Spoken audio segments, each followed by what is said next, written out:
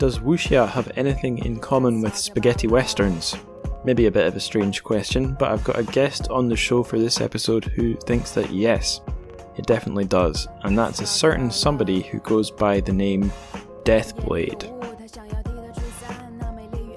He's not as ominous as that name might suggest.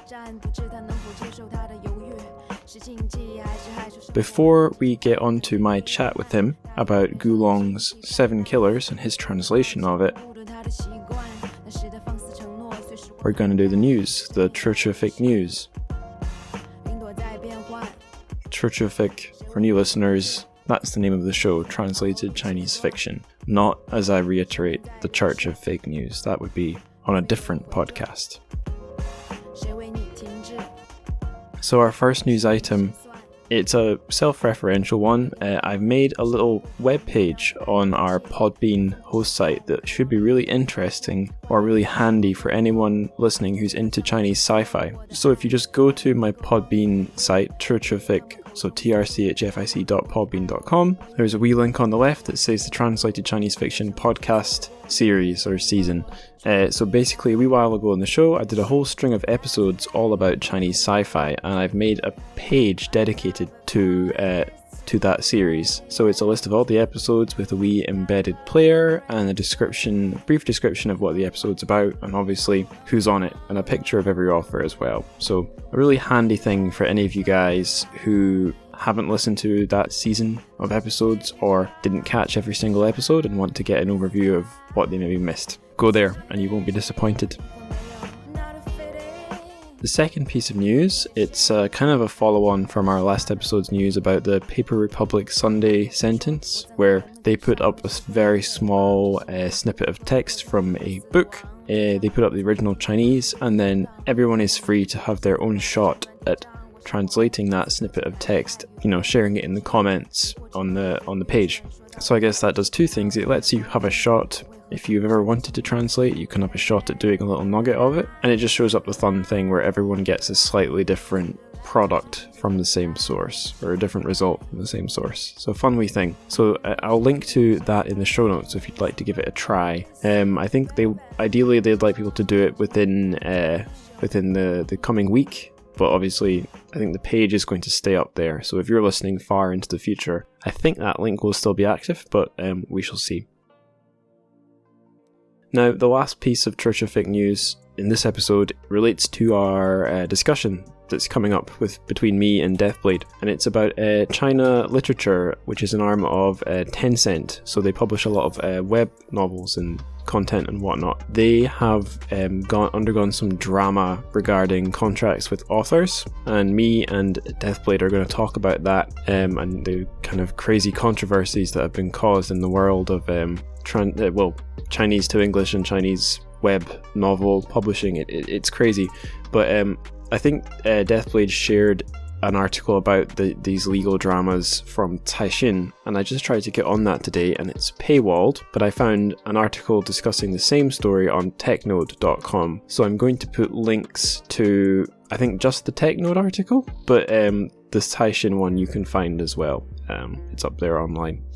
So yeah, that's the TrChFic news out the way. Let's get on and hear what me and Jeremy, that's Deathblade's name, he's called Jeremy, what me and Jeremy have to say to each other about Gulong's 7 Killers and about Wuxia and Wuxia's sibling genres and publishing them online rather than in books. Pretty fun stuff, for nerds like me anyway. So I've got Deathblade on the line, although I'm probably just going to call you Jeremy. So Jeremy, how's it going and what have you been up to? Well, I'm doing good. I hope you're doing well. I think we're all on lockdown at this point, or have been for some time. So After almost 3 months, I think I've kind of gotten used to it. I generally work from home. So in terms of my work, it hasn't really changed much, but normally I don't have everybody else at home with me all the time, including my 4-year-old. So the past couple months have taken some adjustment. At this point, I'm kind of settled into a sort of a rhythm, I think. You're over in the States? Yep, I'm in Southern California. Right. So it's probably a bit warmer where you are than where I am. I would guess so. San Diego, I'm in San Diego, and it supposedly has the best weather in the United States. I think that's probably true. It never snows. It doesn't rain much. It doesn't get humid. It gets hot, but not too hot. And, a little bit cold, but not too cold. So, yeah, I think I have it kind of lucky in that regard. Yeah. Speaking of being at home with everyone else, the person I know that's enjoying lockdown the most is my dog, because he's back in my mum's house and he's got all the attention from all the humans every day. So I think dogs are the biggest winners in this lockdown. Yeah, this is a cat house. I'm actually with my parents at the moment. It's kind of a really long and complicated story how I ended up here. But they're a cat house, and I think it's probably the same for the cats. Oh, that's good. They must be sociable cats.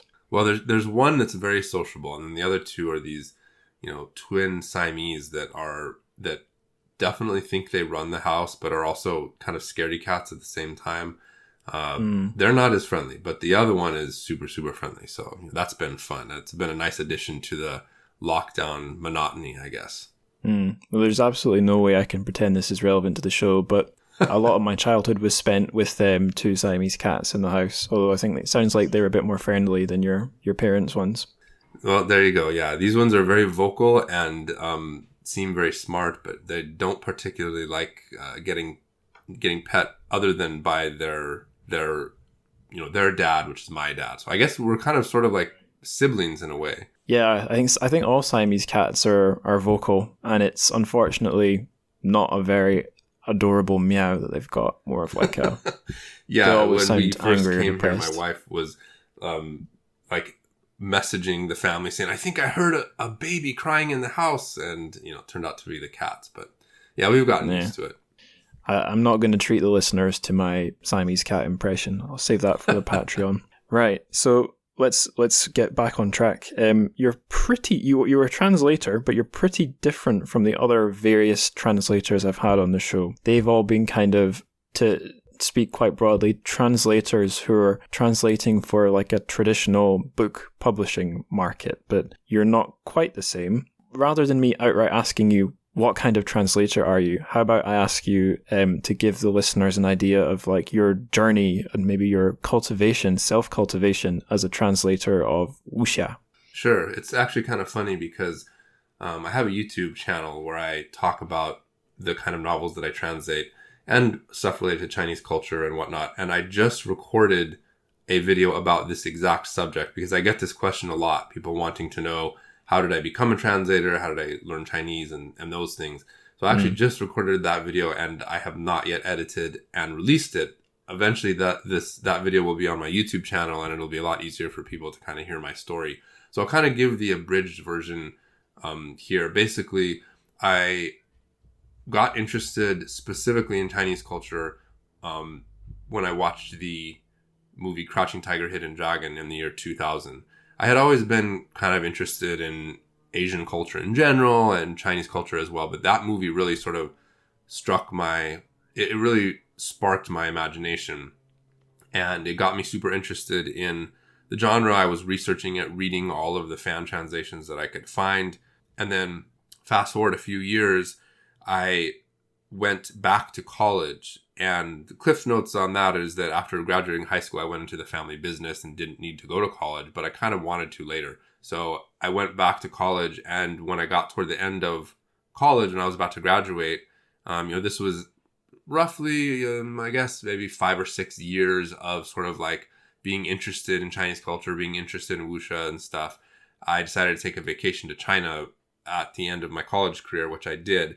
And then that just made it worse or better, I guess, whichever way you want to look at it. I just got even more obsessed with, Chinese culture, language and whatnot.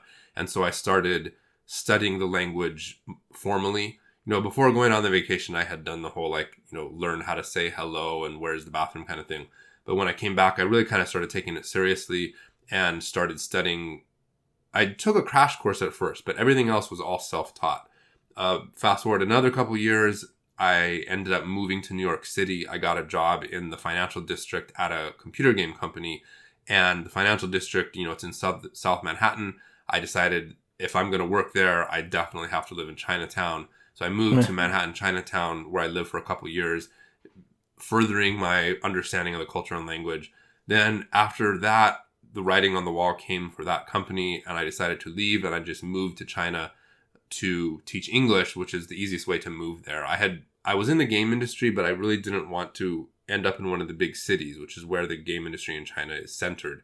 In my idealistic mind, I wanted to go, to the country, not the countryside, but I just didn't really want to be in the big metropolis. And so that's what I did. I went and taught English in a kind of a small city in China. After a couple years in China, I realized that my reading ability was very, very low. And so in order to force myself to read more, I decided, hey, I should try reading one of these Wuxia novels that sort of was one of the instigating factors that got me onto the path of being interested in China and the language and the culture. So that's what I did. I read the novel 7 Killers by Gulong. The reason being it was a very short novel. It was like the shortest one I could find. And after reading it, I decided, hey, why don't I try translating this? Because one of the things that had originally also been a big factor in my sort of path of going down the Chinese culture and language side was fan translations of Wuxia novels. And so I did that. I translated that novel 7 Killers. I posted it online. And then after that, I translated another one, and I translated another one, and I translated another book. Now, these initial books are all traditional classic Wuxia novels. Well, one of them was more of a modern novel, and it's kind of a horror Wuxia novel, not a classic one. But the point is, I initially started out translating actual literary classic Wuxia novels. And then a few years after that was when the whole online web novel translation scene exploded. And at that point, I had translated quite a bit in terms of Wuxia novels. There's not exactly a lot of people out there translating them, especially on the literary side. Right now, the Condor Heroes translation is finally kind of starting to make some headway. But before that, there wasn't really any professional translators out there translating this stuff, to be honest. And so the point is that the online scene exploded. I got sucked into it and ended up doing it full time. And so that's what I've been doing for the past several years. And so I guess if you were going to sort of encapsulate it, I would say that I was one of those people who just kind of went out and did it. I learned the hard way, and I put a lot of work into it. At this point, I've translated somewhere around 12 or 13 million characters of Chinese fiction. That's a lot. If you translated that into words, that's going to be something like probably 4 or 5 of the Harry Potter series put together, or maybe 2 or 3 of the Wheel of Time series put together. So it's a lot of content, and I learned by doing and by teaching myself, as opposed to kind of, coming at it from the other direction. So sorry, that's kind of a little bit of a monologue there, but that sort of encapsulates my story in a nutshell, I think. Well, you'll be glad to hear that I was taking notes to keep the questions I wanted to ask you in response in my head, or rather store them outside my head on the paper. So I'm going to go through them backwards. I think that's the most logical way to do it. So you said that there was a moment when the web novel, like online wuxia scene exploded. So I'm not assuming you'll necessarily know, but I'm wondering about the why and the how of that. Was there a reason it blew up at the time that it did? Well, if you want to get into deep, sociological factors, I don't claim to be an expert on that, but the long form, high fantasy Chinese cultivation stuff is a new thing, and it's exotic, it's different. Nothing like it really existed in the Western world. And so when that started getting translated at a relatively high speed, it just picked up traction very, very quickly. The original novel that started it all was called Stellar Transformations, and that was being translated on spcnet.tv, which is where I also posted my translations. And it was just, almost an overnight sensation, I think, just because it was so different and interesting and unique. And then Coiling Dragon was the next one that kind of got really popular, and then the translator of Coiling Dragon is the one who started Wuxia World, and then, it literally was an explosion. I'm talking within a matter of months and maybe even a year at most, there were websites popping up, people translating stuff, money getting thrown around and whatnot. And I'm not an expert in terms of why all of this stuff happened. I personally think it's just because it was something so new and different. That's my take on it.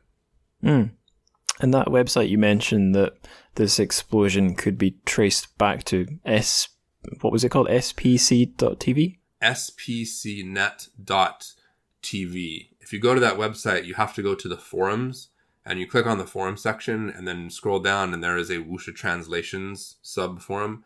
And that is where I originally posted all of my translations, and that's where Stellar Transformations and Coiling Dragon both took off.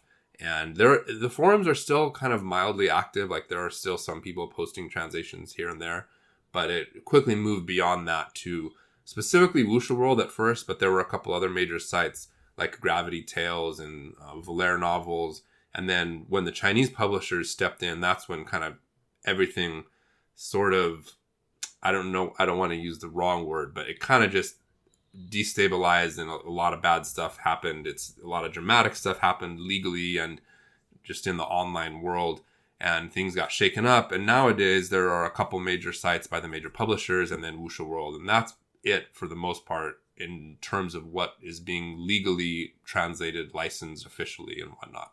Okay, I can think of maybe one of these publishers that you're thinking of. But I remember when I went with my publishing master's course to the London Book Fair, I was looking for anything related to China that might be worth visiting, because I was gearing up to do a dissertation on translated Chinese sci-fi from a publishing perspective. And one of the companies that stood out as being a bit different were called Web Novel. And then I learned from them, they're like an international English language extension of this Chinese web novel site, web novel company based in Shenzhen. So are they what you mean by like the Chinese publishers getting involved? One of these large, because TGN are part of Tencent, which is a huge company. Is that the kind of thing you're talking about, or would you? Yeah, that's exactly what I'm talking about. Basically, right. Basically, TGN is like the top publisher of this kind of stuff. There are a few other sites that could kind of be considered competition, but they're really the top site. All the top authors are there. And, this is a subject that could actually probably be the subject of a book, to be honest, because there's so many twists and turns and ins and outs and dramatic things that happen. But if to do a very short version, essentially what happened was, so Stellar Transformations and Coiling Dragon became popular. Coiling Dragon was the first novel, I shouldn't say the novel, the translator of Coiling Dragon, who founded Wuxia World, was the first one to really monetize it. He started taking donations to speed up his translation process, and then that rapidly that caused a bunch of other translators to jump on board and do the same thing, and that eventually drew the attention of TGN. I say TGN because you're right, they're backed by Tencent. Web Novel is just their overseas website. Originally they called it TGN International, then later they changed it to webnovel.com. Basically it attracted their attention, and they were all of a sudden realized, hey, maybe there's a potential market here. Well, the owner of Wuxia World was no fool, and so he wanted to try to, make Wuxia World legitimate. And so he tried to make a deal with them to license novels. He didn't try, he did. He made a deal with them to license the novels. But in the end, what happened was he basically licensed a handful of novels, and then they made a handshake agreement for him to be able to license more novels. Well, if you know much about Chinese culture, then you would probably know that handshake agreements mean less than in the Western world. And basically, and of course, this is my opinion, and, don't take this to be canon, but basically, they were kind of playing him because they never intended to give him more licenses. What they wanted to do was buy out Wuxia World. And so they will after they did that initial licensing deal, they started working on a quote unquote investment deal. Now, this investment deal would eventually have led to them buying out Wuxia World completely. That actually happened with another of the major sites, Gravity Tales. Just literally last week, Gravity Tales, finally the URL switched to Web Novel. So if you go to Gravity Tales, it redirects you to Web Novel. That was their ultimate goal. But the owner of Wuxia World didn't want to sign the deal because what they wanted was they wanted the translators to sign over all rights to their translations to TGN or to webnovel.com. That's how they work with the authors as well, at least up until recently. For many, many years, the authors on these websites, they actually don't own the IP to the stuff they write. And so that's what they wanted for translators as well. And the owner of Wuxia World basically was like, no, we're not going to do that because the translators need royalties. It's not fair that they put all the work into it and then you just own it. So in the very, very end, the deal fell through. And then Wuxia World and web novel or Xidian became big enemies. And Xidian went on the war path using every means, fair or foul, to try to discredit and destroy Wuxia World. And in the very end, it didn't really work out. But yeah, so you guessed right. That's basically who I was talking about. What a weirdly kind of wuxia-esque saga that is. It absolutely is. And when all of this stuff was happening, those were the kind of comments that were coming up a lot in, on the novel translation subreddit and the forums and whatnot. People were saying, like, you are being just like the bad guys in all of these novels. But they don't care. In the end, they really, really didn't care. They knew that they were powerful enough that the public opinion wouldn't really affect them in the long term. And in the end, again, I'm getting a little bit sidetracked, but part of it was a big strategy on their part because of the Tencent IPO for their novel side. They wanted to just have an international presence that they could use to sort of like, look fancy to investors. That's basically one of the main reasons they were doing web novel. And because of that, they don't really care, at least based on my understanding. They have never cared and don't really care right now about it being profitable. So they were willing to throw huge amounts of money out here and there, buying up, fan translations, buying out websites, doing everything possible to just make their website sort of function and look good without making any money, because they had a huge war chest of cash to work with. And again, it was part of a strategy on the part of Tencent.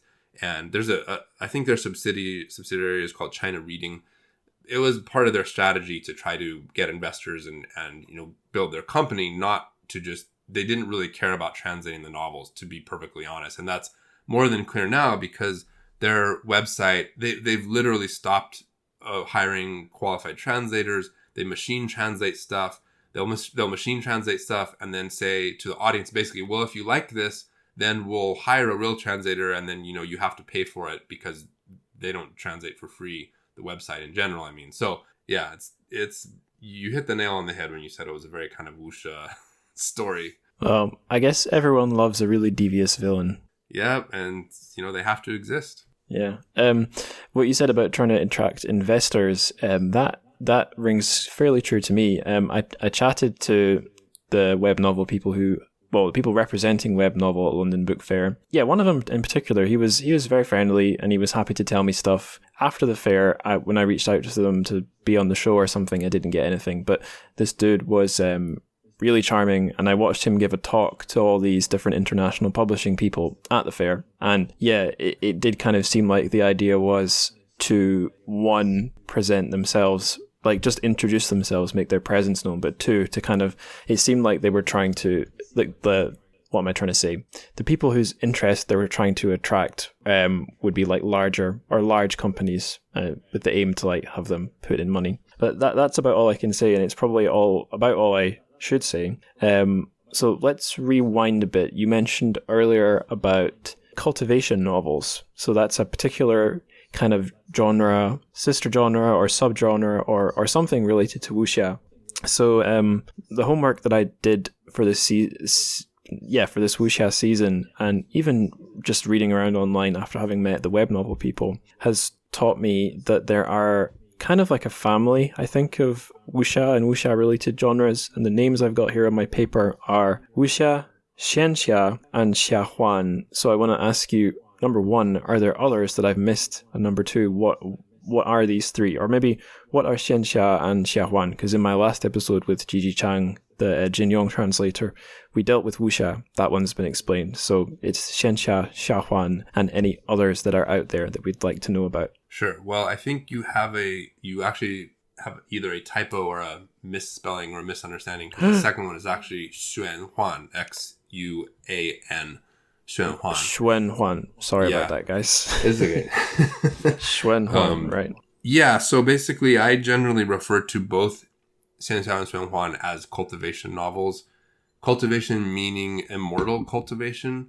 The characters of these novels practice generally some kind of magical immortal cultivation techniques that will allow them to eventually become an immortal, or beyond that. Usually the level of being an immortal is sometimes kind of lower on the totem pole of the ultimate levels that they reach. And The difference between the two is subtle. And so I have a video about this on YouTube as well. It's one of the first videos I did a couple years ago. And I think in that video I mentioned, and I'll reiterate now, I honestly think that for most people, it doesn't really matter whether something is xianxia and suanhuan. Like the true fans that read a lot will be able to tell the difference. And in the past, I would often respond in comments to people who would be like, this is a good xianxia novel. And then I would be like, well, actually, it's suanhuan. I've kind of stopped doing that because... You're not a well actually guy anymore. Yeah, it seems like a little bit petty. But that said, I feel like people... So for the general fan, it probably doesn't matter. For people who are really, really into it, I feel like they should know. Yeah, like me getting one of the words wrong. It's good to correct me for the record. Sure, I'll be sure to let you know. But I don't want to make it seem to people who are new to the scene, so to speak, that like they have to understand every difference. Like, don't worry about that too much. But that said, for, you know, I guess it would be like for fantasy fans, I had a good analogy on the tip of my tongue. Give me 1 second. Let me think. Okay. So maybe a good analogy. This is not the perfect analogy, but at least kind of will impart what I'm thinking. If you are a fan of fantasy, you would know that Harry Potter is basically young adult, right? And then something along the lines of Malazan is going to be like epic fantasy. So if you went and called Malazan young adult fantasy, people would be like, what? That's not young adult. And if you said Harry Potter is a typical example of an epic fantasy novel, similarly, people who are familiar with the genre would kind of probably raise an eyebrow at least. And so that's kind of what it is with xianxia and suanhuan. Now, the characters that make up the two are kind of important. I don't think the characters for suanhuan are as important. The specific characters for xianxia are important. Xian, character for immortal, and xia is basically the character for hero, although the exact meaning of what xia is pretty complicated. Maybe you talked about it on the Wuxia podcast. I listened to a bit of it, by the way, not the whole thing. But there's a lot of, background information on what is xia and stuff. But my favorite version is Wandering Knight, I think, or Knight Errant. I think that sounds quite cool in English. Yeah, I mean, so I've thought about doing a video on this personally because I'm actually not really a fan of translating xia as Knight Errant, but I know that's a pretty popular way that some people like to refer to it. But it's the rule of cool that I like it. It's not because it's accurate. I just like the English phrase. It sounds cool to me. Yeah, it does sound cool, and it encapsulates a lot of it. But the problem is, it doesn't make any sense when you convert it into xianxia.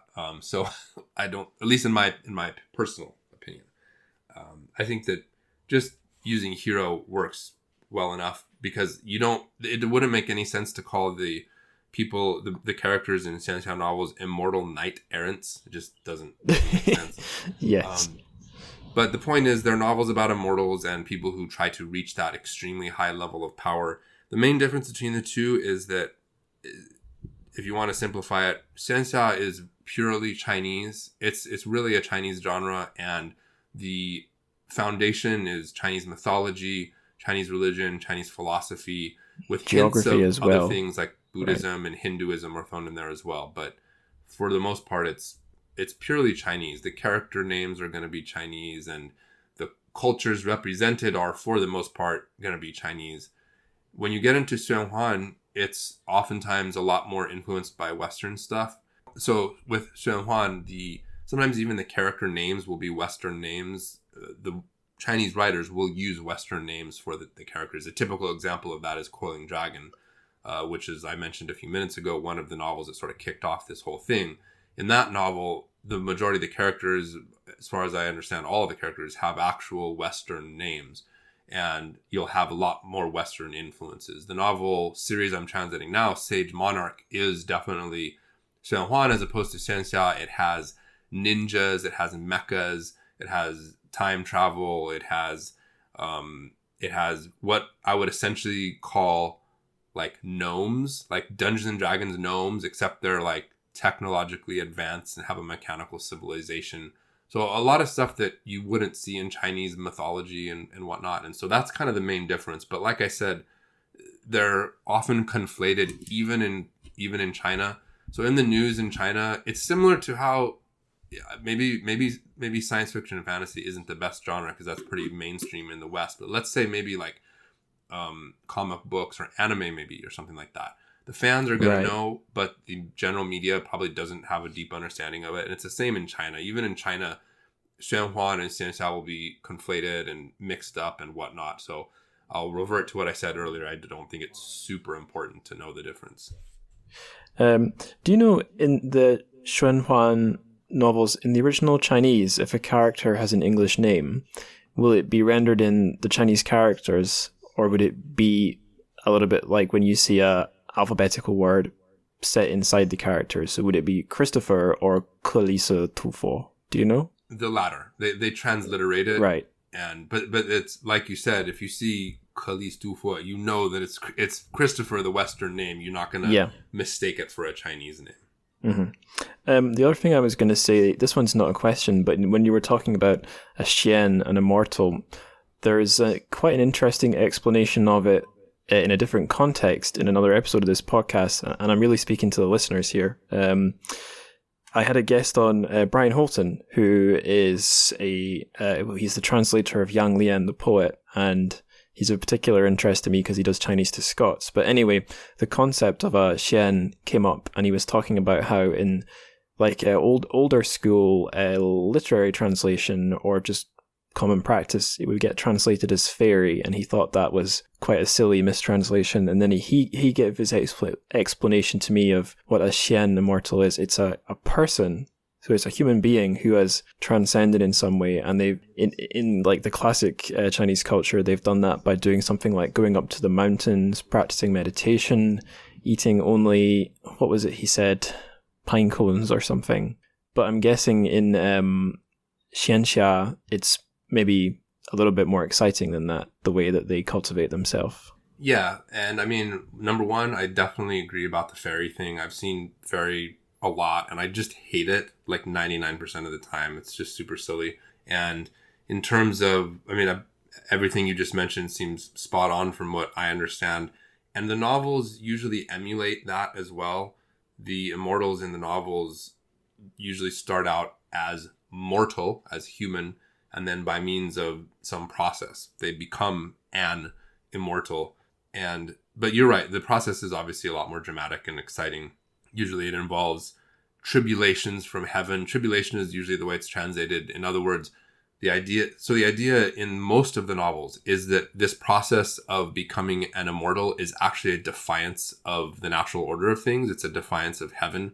So heaven will usually, what exactly heaven is depends on the author and the universe that the author is creating. Sometimes heaven can just be sometimes heaven can be like just an impersonal force of nature. Sometimes heaven or the heavens are actually controlled by a group of people or whatever. So it depends. But one of the big tropes of the genre is the tribulation, which usually involves lightning falling from the sky, but it could be other things. And that lightning is an attempt to essentially destroy this person who is trying to rise up to become an immortal. And only those who pass that tribulation and show themselves to be, powerful enough to defy heaven, to defy the natural order of things, will eventually reach that level of becoming an immortal. And, I'm trying to enunciate these words very clearly because in the end, the actual Chinese character for this immortal being does not have anything to do with immortality or long life or anything like that.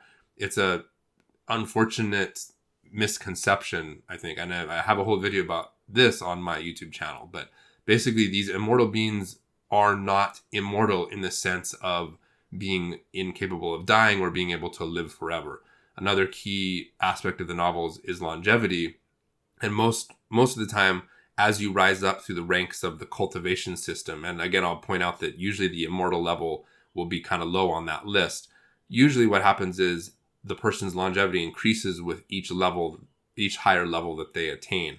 And usually the immortals in the novels are not people who live forever. They might live for 1,000 years or 10,000 years or something like that. But eventually they'll run out of their longevity and they'll die, or they can be killed in battle, obviously, as well. So it's not as though they are impervious to damage. So in the end, the Chinese character itself is not about long life. The version that most people see has the character for a person next to the character for a mountain.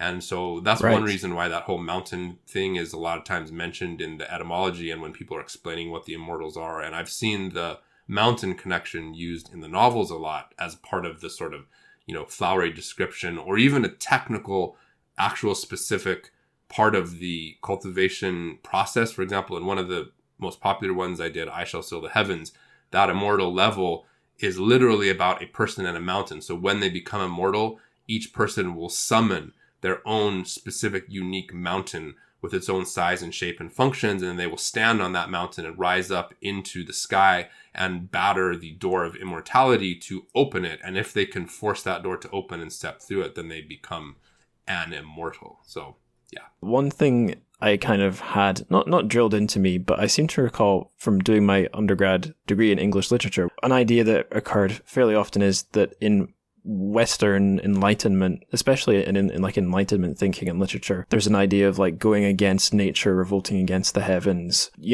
man trying to empower himself against the ways of nature. And it's always being told this is a Western thing, it's in the Western context. And the implication is there, if it's from a different culture, they won't be doing this kind of perversion against nature. Well, maybe perversion is a loaded term, but going against nature for your own kind of lust for life. So it's interesting to hear you describing something that fits that description that I've heard quite a lot in my time as a student or as a learner of literature, but it's not in the Western context. It's the Chinese context. The thing I have a really quite limited knowledge of Chinese literature, but the one thing it reminds me of is the part of Journey to the West where the Monkey King's rebelling against heaven. Do you think there's that's a root to any of this, or is it just just the same sort of plot being used? I mean, I do think that has a lot to do with it, and I myself and I think many others have pointed to Journey to the West as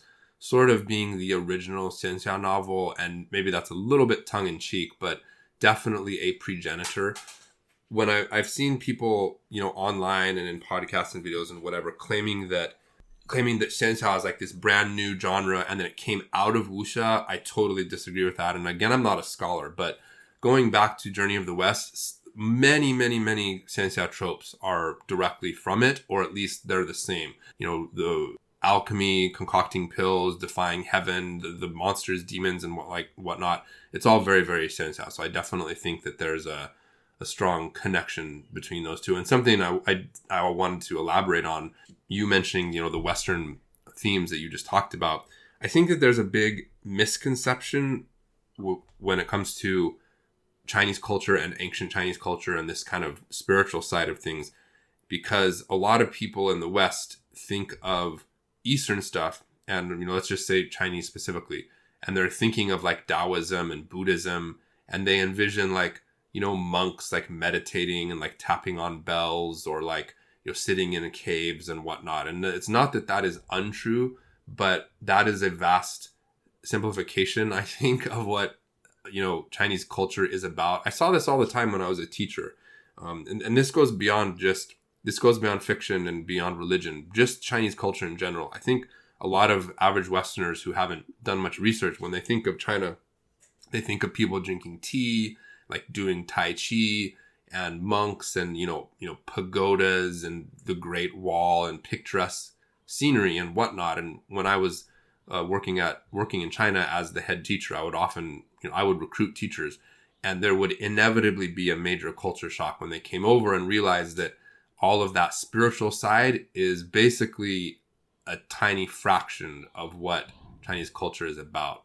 So working that background into the novels, again, as I was mentioning, it being a defiance of heaven, it's a very, actually, the way that these worlds are described, according to the authors that I've seen, this world of cultivation in which people are pursuing immortality, they're not pursuing immortality. Well, okay, let me back up. They are pursuing immortality as part of the general scheme of things, and as part of their pursuit of the path of becoming an immortal. When I first got into the novels, I was thinking, these definitely should be these old monks, these with super long white beards sitting on top of a mountain, humming, and they're at one with nature. But that's not the cultivation world in the novels. Cultivation world in the novels is survival of the fittest. The strong eat or destroy the weak. survival of the fittest. It's basically really, really brutal. People are competing for a very small set of resources that they need to reach those higher levels of power, whether that's the spiritual energy at the lower levels or some type of special stone or rock or cultivation technique or whatever it is.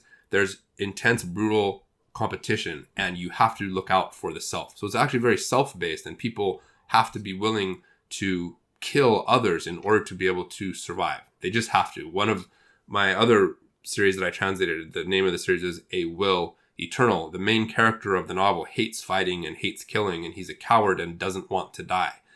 But as part of his journey, he comes to realize that if he doesn't stick up for himself, if he doesn't fight to defend his friends and to defend himself and to kill the people who are trying to kill him, then he will die and he will lose his life, and all of the things that he's scared of will come true. So in the end, he has to fight and he has to kill to be able to survive. And I think that's a common theme in a lot of the novels, actually. Going back to Journey to the West, so I've only seen one version of it all the way through. It was one of the film adaptations. And the thing that struck me is this Sun Wukong, this Monkey King guy, he's a wee nasty bastard. He's a horrible little shit, and he's not even especially clever. And yet he's the character that he's not just like a very strong sort of Marvel hero sort of guy. He's insanely overpowered. He's a bit like Superman in that he just can't really lose a fight unless he's been nerfed in some way. And that reminded me of, so I've never read a modern xianxia novel, but I've always been struck by like people talking about them, talking about how strong and how elevated these characters can be, and that they can be like in a heaven above the heavens. And like you said,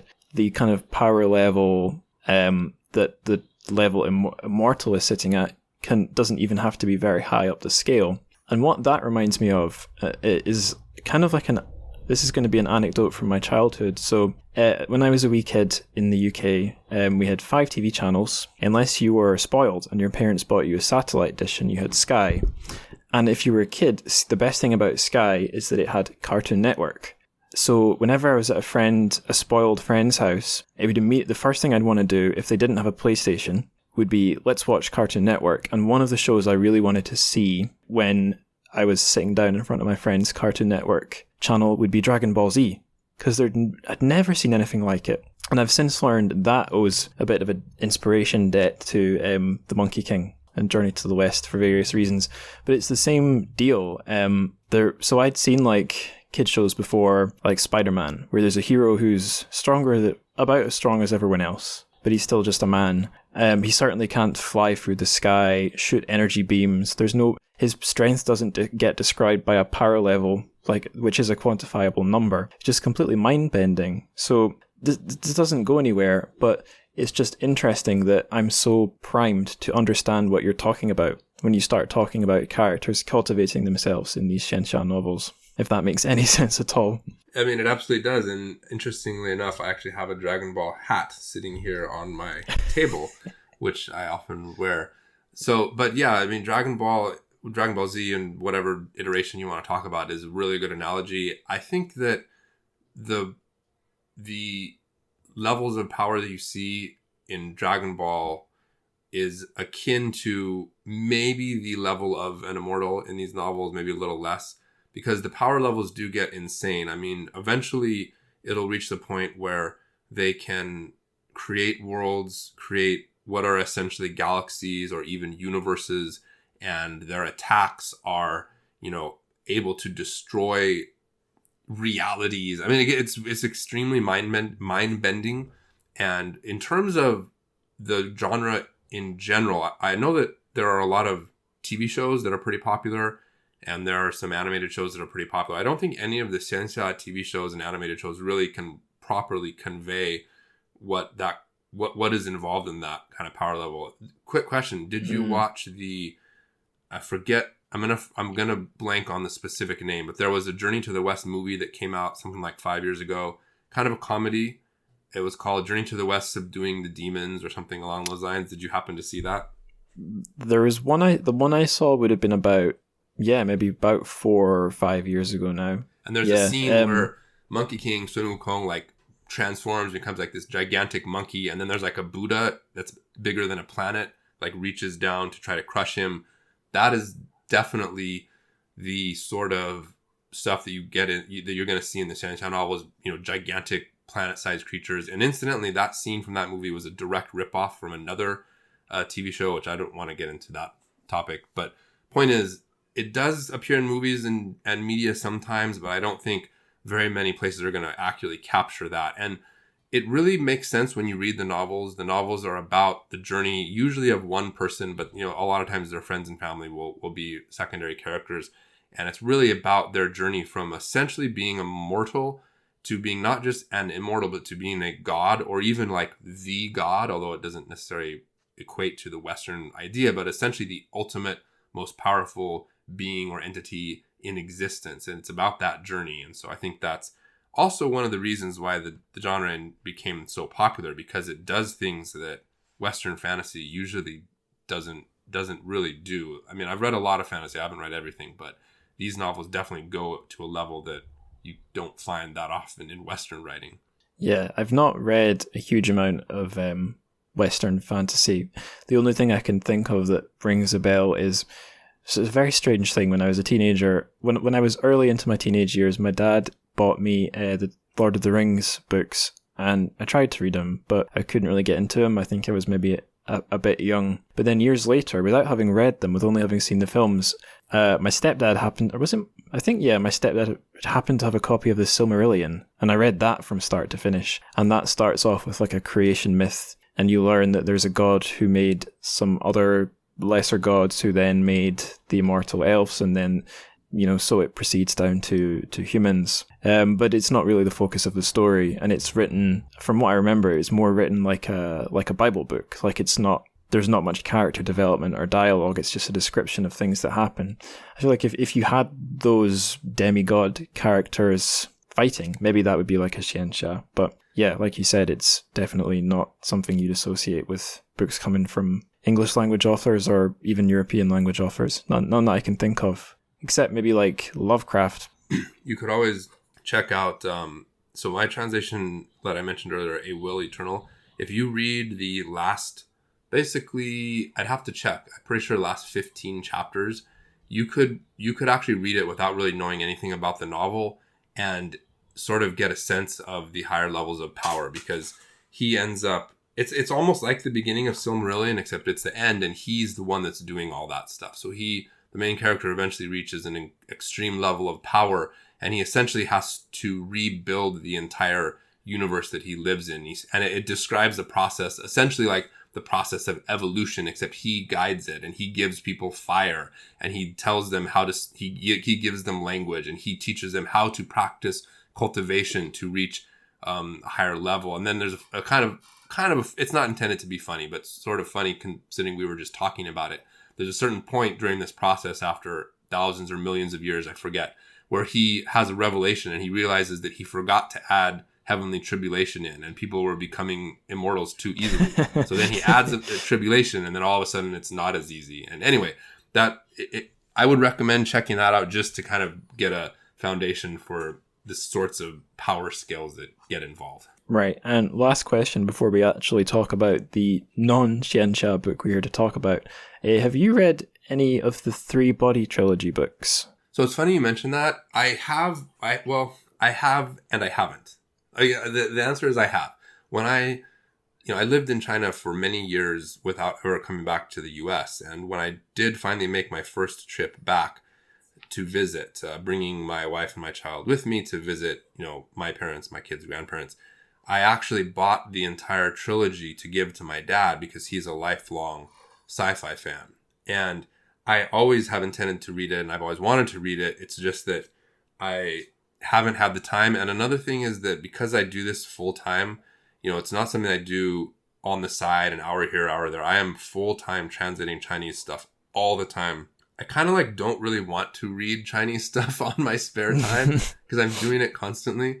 And so I did end up reading a bit of Three Body Problem. I read the first couple chapters in English, and then I realized that I want to read it in Chinese. And so my intention is to read it in Chinese, but again, I have the problem of not really wanting to read Chinese because I read so much. So it's been kind of sitting there in the back of my mind, waiting for one of these days when I have a vacation or something and I'm not translating all day, every day, I'm going to read it in Chinese as opposed to the translation. Well, I'm not working as hard as you on that, but I know what you mean, because I try to read so much translated Chinese stuff for this podcast that whenever I read something not translated, it feels like I'm giving myself a treat, which is stupid because I love reading the translated Chinese stuff. But anyway, the reason I brought that up is there is like a officially stamped with Liu Cixin's seal of approval fan sequel, like a fourth book on the end of the trilogy, and it goes to some of like the universe creation, mind bending stuff that we were talking about, but in the context of science fiction and in the context of that trilogy that the guy was writing his fanfic for. And he originally posted it online as like a Chinese web novel. So now that you've taught me so much about xianxia, it makes it easier for me to see what that author Bao Shu was doing with that fourth book in the context of like online Chinese web genre fiction. But yeah, well, I'll have to add that to my reading list as well then. Totally. It is good, but you have to read the trilogy first. So yeah, no rush. I will. Yeah. Anyway, we really should get to our book for this episode, and that is Seven Killers, and our author is Gulong. Although, before we actually talk about the story, I just want to ask you one thing about, how did you... Yeah, first thing I want to ask is, how did this translation of Seven Killers by Gulong come about? Well, like I mentioned in my origin story, I wanted to read and I wanted to force myself to read, so I picked Wuxia, and I wanted something short, so I picked the shortest thing I could find. The thing about Gulong is his writing style is not particularly complex. He is a lot easier to read than, for instance, Jin Yong. I don't know too much about Liang Yusheng. I know he's really popular. I haven't read much of his stuff in either English or Chinese. But the main reason I picked Gulong was my understanding at the time was that his writing was easier to understand and the book was short. That's literally the only reason why. But as I go back and look at it, like I tweeted yesterday that I was rereading it in preparation for this podcast. I forgot how much I like his writing I'm actually more happy with the translation than I thought I would be. I haven't read it for quite a few years, so going back to read it, I found some mistakes and some things I probably want to tweak, but overall I'm pretty proud of it, and I just really like his writing style. He's just so I want to say like visceral, and what's the word I'm looking for? And basically like cinematic. I think his reading his stuff is like watching a movie on the page, I guess is the way to say it. And totally. So those are the main reasons why I ended up with Gulong as my first major project. Right. And the reason I was looking for the kind of origin story of how you got that one onto the web is I want to ask you about the readership, because I was looking at the comments underneath the different chapters of Seven Killers, and people weren't really saying Gulong this, Gulong that. They were saying the author this, the author that. And I was wondering if they know if he's an author from, who was writing decades ago, who's since passed away. There was one commenter who was commenting on like some of the romantic or even like sexual stuff going on and saying, gosh, this author must be a virgin, which is kind of ironic after you read a little bit about the life Gulong lived. So do you know what your readers are seeing when they see your translations? You read it on Wuxia World, right? Yes. Okay. So when I originally posted it, like I said, I posted it on SPCnet. So I haven't gone back there for a long time. But if you went back there, I suspect the comments would be a little bit different, because the readers on SPCnet definitely were aware of who the various authors are and whatnot. SPCnet is the kind of place where you can go and, you'll find forum threads, people debating who are the top martial artists in Jin Yong's world, who are the top martial artists in Gulong's world. And then if the top martial artist from Jin Yong's world fought the top martial artist from Gulong's world, who would win? Like that kind of stuff.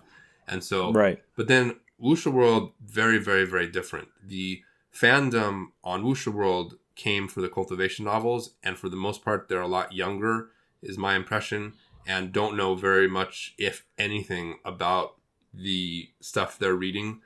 And yeah, it's funny because just last night when I tweeted about this, somebody responded like, I'd have to pull up the tweet. I don't have it in front of me, but it responded something along the lines of, I have read a lot of, manhua lately, and this looks like a very interesting light novel in reference to Seven Killers. So I basically responded. I was like, it's not a light novel. This is a classic wuxia novel that came out in the 70s.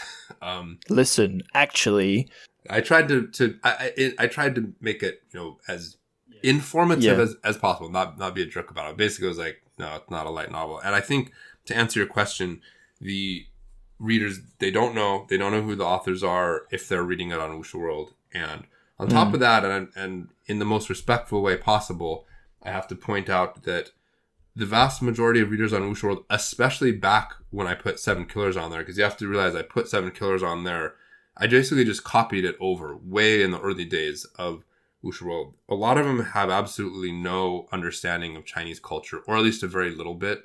That's one of the reasons why I started my YouTube channel, was because I wanted to explain a lot of this stuff, because a lot of the comments where people are making fun of that kind of stuff, for instance, the one you just mentioned, I think a lot of it has to do with the fact that these novels are very, very Chinese, and the interactions, the dialogue, the way people react and act is extremely Chinese. And if you don't understand the culture, it is going to come across to you as being odd or strange. I have a whole video talking about this.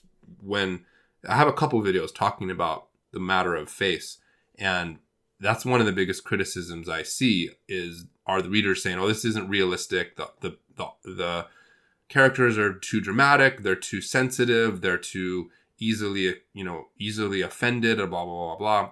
But the thing is, it's not unrealistic. It's actually very realistic if you understand how face works in Chinese culture, and so I think that's another factor that plays into it. Yes. I've also lived in China. I've also learned, sometimes the hard way, about face. But yeah, it is. It's like, kind of like, I don't know. I don't put too much faith in analogies, but like, it's if you have a problem or a puzzle, and it makes or a code, it only makes sense once you have the key or the missing part. And then once you know what's going on beneath the surface, then all the kind of actions that are motivated by face make perfect sense. But if you're missing that one key component and there's no footnote telling you what it is, then it could be a bit mystifying. Yeah, I mean, I have a video called it, I think I called it "Why Face is More Important Than Reality" in Chinese fantasy novels, and by extension, to some extent, Chinese culture in general. And it's just, I've seen it with my own eyes over and over again, where people will make decisions based on face that seem to be obviously the wrong decision, or at least incomprehensible. But when you are part of the culture for long enough, it does make sense. And so anyway, yeah, that's again why I did my YouTube channel to begin with, is because I'm hoping to kind of spread more awareness of that, because it makes the novels more enjoyable. Even when I first started reading the novels or watching the movies, I was often laughing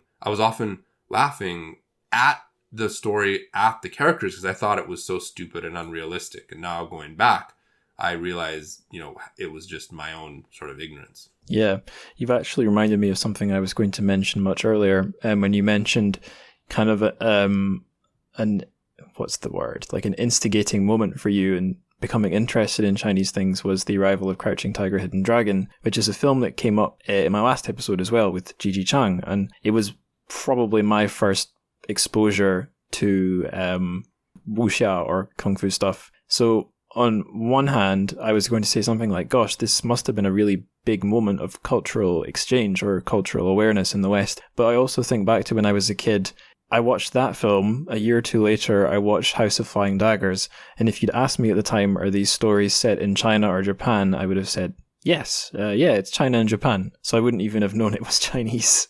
It's funny you mentioned that, because same here. In fact, I distinctly remember when I went to see Crouching Tiger, Hidden Dragon in theaters. And then just a couple of days later, I went over to a friend's house, a pretty good friend. They were a married couple. And, the husband was like, oh yeah, I saw the trailer for that. It looks so cool. I definitely want to see it. And then his wife said something like, oh yeah, I really love Japanese movies. And then he turned to her and he was like, what? He's like, are you kidding me? It's not Japanese, it's Chinese. And she was like, how do you know? He's like, well, just look at the names of the characters. It's obvious they're Chinese. But and in, externally, I was just kind of nodding and being like, yeah. But inside, I was like, wait a second, you can tell the difference between two Japanese and Chinese by the names? I didn't even know. So that shows you how ignorant I was. Mm-hmm. Yeah, I think like also these things can register, but you don't process them. I remember watching the end credits of some like Hero, Crouching Tiger, Hidden Dragon, and thinking, gosh, these names are all very short. Chinese names must be very short. And then completing Mario Kart on my Game Boy Advance, and then noticing that, well, I knew they were Japanese names because it's Nintendo, and noticing, oh, most of these names are very long. Japanese names must be very long. So registering the difference, but never actually internalizing anything deeper than that, just remembering it when I happen to see them. But yeah, we seem to have become sidetracked again. So I'll ask you about the author again, Gulong. He's often referred to as one of the three tripods, or one of the three tripod legs of Wuxia. So obviously that means there's him, and there's two other authors. I think you've already mentioned them. So what makes him so good? What qualifies him as one of these three legs? And what makes him stand out from the other two legs? Well, I don't want to claim to be a scholar of this kind of stuff, and there's a lot of stuff you can read online about it. I would say probably more so in Chinese than in English. And I have read some of it, not all of it. I'm pretty sure there was a biography of Gulong that came out just a couple years ago, and I have not had a chance to read it. The only things that I have to say are things that I have heard and read in like little articles here and there, and kind of just based on what I understand of their writing style. I think that one thing has to do with the time period they're writing in. I'm going to assume you've probably read or at least heard of the novel Paper Swordsman. That goes into this really exhaustive study of that kind of stuff in the time period and whatnot. And some of it is he became popular and was extremely prolific. And then another thing is his style is very different. So like I mentioned before, I feel that his style is a lot more visceral. It's a lot more cinematic. It's a lot more dramatic. And I think that, in fact, I had a comment. Somebody made a comment in one of my YouTube videos. They commented I'm remembering it in Chinese. Yeah, it was in Chinese. So a Chinese person commented on one of my videos. I did a recommendation video where I recommended my top 5 traditional Wuxia novels. And I think 3 of them were Gulong, 2 of them were Jin Yong. Like I mentioned, I haven't really read Liang Yusheng, so I can't recommend his stuff at the moment. But basically, this person in Chinese said something. Now, I can't confirm that this is a common saying. They claimed it was. They said that among Wuxia fans, they say that Jin Yong writes novels and Gulong writes Wuxia. That's what they said. And interesting. So again, I can't verify how common of a phrase that is or whatever. But I thought that was very interesting because definitely their stuff is extremely different. I like both of them. There are some Jin Yong stuff that I really, really love. Now, one of the differences is I've never read Jin Yong in Chinese. The Chinese level is too high. At least it was when I tried to read it a few years ago. I suppose my Chinese level is probably higher now. So, one of these days, one of my dreams is to read his stuff in Chinese. I never have. But I have read a ton of it translated into English. And his stuff is very well written. It's very historical. And especially his fights are very different. I think one of the biggest differences are the fight scenes. Because in Jin Yong's stuff, he gets really descriptive into the fights. And it's very interesting. Like he'll describe the movements of the hands and every single move and what it does and its trajectory and what it looks like and all of this stuff. There's even a fight scene that I remember in the name of the English translation. I think it's called Fox Volant of Snowy Mountain. I think you can get that still on Amazon. But I'm pretty sure there's a fight scene that lasts for 2 chapters. It may be just 1, but it's like a really long fight scene and it's very cool. Gulong, very, very different. His fight scenes will usually last for 1 move or something like that. It'll involve some kind of dramatic tension, some dialogue or something maybe, and then the 2 masters make their move, and when 2 masters clash, one will come out alive. General kind of feeling, almost like sort of like samurai chambara movies where the samurais face off and then whoosh, and then one of them's dead kind of thing. So yeah, I think that his Gulong style itself is also very, probably one of the big reasons why he ended up being so popular. Yeah, this was going to be one of my questions a little bit further down, but it's probably a good idea to raise it now. So, from what I could find, there's a pretty limited amount of information about Gulong in English online, and one of the best ones is actually, it's from I think it's My Chinese Books, which, despite the English name, is a French site, or it's in the French language, and it's all about Chinese literature. But by the magic of Google Translate, and by the relatively close proximity of English and French, so that auto-translate works quite well, I was able to read this whole book. Sorry, not this whole book, this whole webpage about Gulong. And there was a thing on this page saying, some readers have been known to say it's very easy to die in a Gulong written world. You can die in one move. And the reason for you being killed can be really minor. You can be killed off stage, so to speak, quite easily. And there was an influence given. They actually named a specific Japanese author of samurai stories, Eiji Yoshikawa. And I have his name in Japanese here, and I can read it using Mandarin pronunciations from the characters, just to flex. Jichuan Yingzhi. So apparently Jichuan Yingzhi in Japanese is Eiji Yoshikawa. I know nothing about him, but supposedly that's how his fight scenes worked. And that's an influence I think Gulong cited for like this one-hit kill world of fighting. I don't have a question there, so I'll just charge on. Well, I just want to jump in real quickly and say, yeah. I mean, like I just said, I think his is a more sort of brutal, but I don't want to necessarily say brutal, but a very... Yeah, I guess you could say one hit sort of thing. I'm not too familiar with the Japanese author you mentioned. I did. Me neither. Yeah, so I can't comment on it, but that is definitely the feeling I get. And so interestingly, I don't want to get off the rails too much, but I co-authored a tabletop role-playing game, like basically Dungeons & Dragons, that was heavily inspired by Gulong's Wuxia fiction and other authors as well. Not only him, but to a large extent him. And this is supposed to be coming out later this year in October. So it's unreleased yet, but that is how we designed our world, to emulate that. So instead of being like Dungeons and Dragons, where you can have a fight that goes on and on for many, many rounds, and the characters are sort of like slowly losing their hit points, in our game, it's supposed to be like Gulong's world. You actually only have a couple hit points. And even if you're a very high level character with high martial arts, if something hits you hard enough, you will die. And so we intended for our fight scenes in this game to last for between 1 to 3 rounds maximum. And so that was a direct inspiration, was the stuff from Gulong, and also the stuff that you see in the movies. Although the movies, especially the old 70s Shaw Brothers stuff and even modern stuff, they're supposed to be action movies, so they tend to draw out the fight scenes a lot more, even when they're adapting Gulong works. But yeah, we did try to emulate that in this game that we made. So yeah, it's a very relevant point that you just made. Yeah, another thing I'm thinking of like a world of one-hit kills is the Western, the American Wild West Western, because one bullet and you're at least knocked down. And I think you'd said before on Twitter, you'd noticed that there are some parallels between some kinds of wuxia, including Gulongs and spaghetti westerns in particular. And although nothing particular was springing to mind as I was reading the 3 chapters of 7 Killers that I did read, they kind of like vigilante, no one's strictly a good guy or a bad guy, lots of double crossings, lots of twists, hunting for treasure. That was reminding me of the fairly limited number of spaghetti western films I've seen. Do you have much to say about that? Or do you have anything to say about that? I mean, yeah, I totally agree.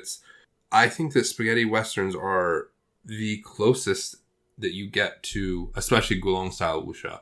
I have questions about this because, like I mentioned, I'm not an expert, and I don't have the time or energy to track down Gulong books and interviews and whatnot. But I am curious how much cross influence there was. I do know that Gulong was influenced by Western stuff. I've seen things floating around saying, he was influenced by certain Western authors. And I've tried to confirm that in Chinese, but again, I haven't done extensive research, so I'm not sure. I'm very curious how much cinematic influence crossover there was, because, the spaghetti westerns were coming out. Many of them were coming around at a similar time to when wuxia movies were popular. Gulong was alive and writing in the 70s and I think the early 80s as well. So I'm curious to see how much crossover there was. One of his later, more, I think, relatively famous novels, which you can find translated on Wuxia World, not by me, but by actually the owner of Wuxia World. The English title is Horizon Bright Moon Saber, and there is a 70s version of that novel, a movie version, and they took some liberties with a few different things. And one of them is that the main character basically wears a poncho like the the Clint Eastwood nameless gunfighter guy. It looks almost exactly the same, and his sword, he actually like twirls it and then latches it onto his hip, just like you would see in a spaghetti western flipping their revolver and putting it on their hips. That was a direct, obvious crossover, and of course that was on the movie side, so I don't know how much it goes onto the literature side, but there are definitely a lot of crossovers. I was just watching, just a couple weeks ago, I watched Once Upon a Time in the West, and the first something like, I want to say 10 or 15 minutes of that movie really reminded me, not in any specific sequence of events, but it really reminded me of the opening part of Seven Killers, because in the opening part of Seven Killers, it's so I don't know what the right word is, but you know how it focuses on the guy's hat, like what's underneath the hat, and then what is his expression and what is he looking at, and it's like I can envision these spaghetti westerns where it's like it's focusing on their eyes and then like sweat dripping down their head and then the hand kind of like twitching toward their gun. Definitely super wuxia in my opinion. Yeah, like a saloon. I guess, I don't know how much, I'm sure that's kind of a trope in classic westerns as well as spaghetti westerns, where there's tension is building and building and building, someone's got their hand under the table, and then it all explodes. If I can flex my film studies education for a sec, a thing I did in my second year of my literature degree was, film studies modules, and one of them was on film genre, and that's maybe one of the best film studies modules I did, because one of the genres we looked at film noir, and we looked at the western, and something film noir and the western have in common is that they had a very long and strong, actually the film noir didn't have such a long and strong golden era, but westerns had a really long golden age. Film noir had like a peak of like a classic, kind of a straightforward film noir style film. But then when both the genres started to go out of fashion, a kind of more extreme, cynical, self-aware version came. So in the case of film noirs, the very last film noirs that were made knew they were film noirs rather than accidentally being in that style, and became more deranged, more dark, more violent. And in the case of the western, I suppose it was a bit more of a long, slow demise. So spaghetti westerns, these anti-westerns came about, and rather than becoming crazier accidentally, they were kind of like a flipping or a subversion of like the black and white morals of the old films. So they're kind of, both of those things were playing a bit of a game. They knew that they were playing with the genre. They were kind of meta stories. And I know that Gu Long in his writing was actively trying to do something different with wuxia. He was trying to innovate. But like as I was reading Seven Killers, I was thinking, damn, he just keeps, there's so many things where he sets you up to think something. Like he introduces you to several big heroes at the start of the story, and then they're all killed off stage, and you realize they've been killed off stage because you're presented with their hands, and then you find out that a guy you think is a nice hero is actually a bit of a morally grey scumbag, and thing. Even just in those 3 opening chapters, things twisted so many times. So I wonder if you have an opinion. Is he playing like a meta game? Is he messing with the story format, or do you think he was just trying to write something cool?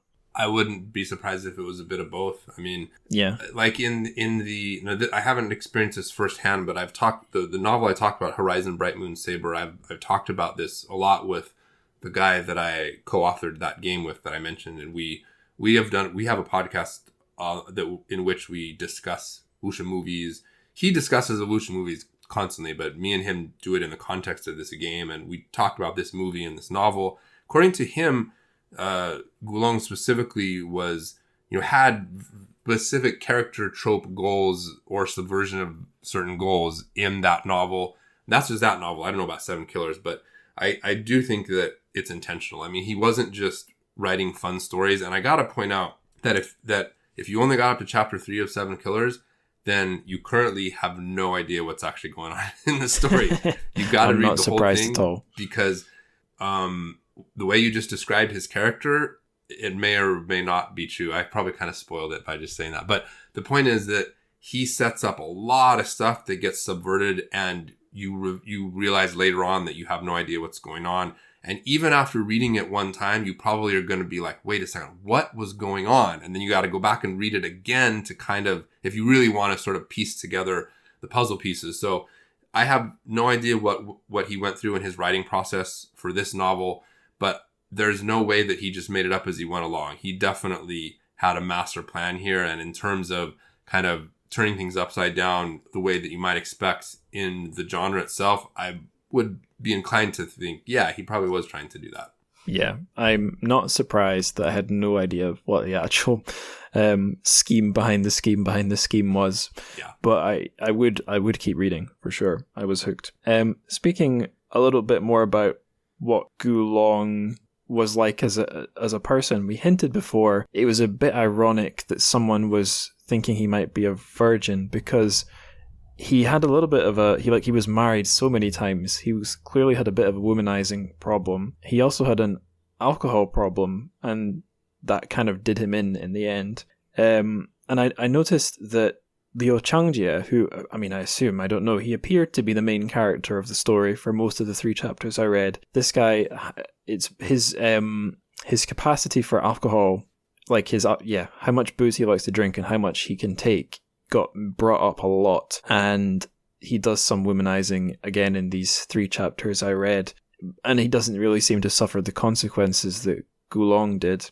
I guess the question here is a fairly obvious one. Do you think that Liu Changjie is kind of an author insert for Gulong here, like an idealized version? Not trying to say anything too mean about the author, but I just wonder if you have a perspective there. I would say, I don't know, maybe not, because the way he's portrayed is actually, I think, supposed to be the typical kind of Jianghu Wuxia, like, badass, let's say, because a lot of Gulong's characters are like this. There's a novel, and you know, the heavy drinking, it's not just him, like that sort of drinking thing goes back in Chinese literature a long time. Go back to Water Margin and Romance of the Three Kingdoms or whatever, you're going to find the same kind of thing. So it's not as though it was necessarily unique to him. Not to harp on the game too much, but we brought in a drinking element to the game and made alcohol tolerance an actual mechanic within the game because of how much it comes up in his novels. And, you know, I know we're not talking about role-playing games, but because of the popularity of Drunken Master, the Jackie Chan movie, a lot of people who are interested in Chinese action, let's say Chinese action movies, because there's a big difference between Kung Fu movies and Wuxia movies, but let's just say Chinese action movies. I think because of the popularity of Drunken Master 2, there's this huge perception that like drunken boxing is like this big thing in Chinese martial arts and Chinese culture. I'm not saying it isn't, but that's not like the typical representation of how drinking works. In whether it's Gulong or even in Jin Yong novels as well, it's definitely not common for the xia, the heroes, to be getting super drunk. In fact, it's more likely that they can drink a whole lot and not actually be drunk. And maybe, you know, you could psychoanalyze that whatever way that you want, but in the end, I think the main character of Seven Killers is more supposed to be a representation of that sort of like stereotype or trope. And I do have to point out that there's a lot more going on to the story than you might realize, and I don't want to get too much into spoilers, but the way that he's presenting himself in those first several chapters, okay, fine, spoilers, a lot of it is more of an act than you realize, basically. So anyway, I think that for better or for worse, that sort of heavy drinking, I wouldn't necessarily say womanizing is one of the things that's what's the word I'm looking for? Romanticized. I don't necessarily think that womanizing itself is romanticized in the novels, but the drinking definitely is, for sure. Okay, good answer. I think that was all my questions I had there about Seven Killers.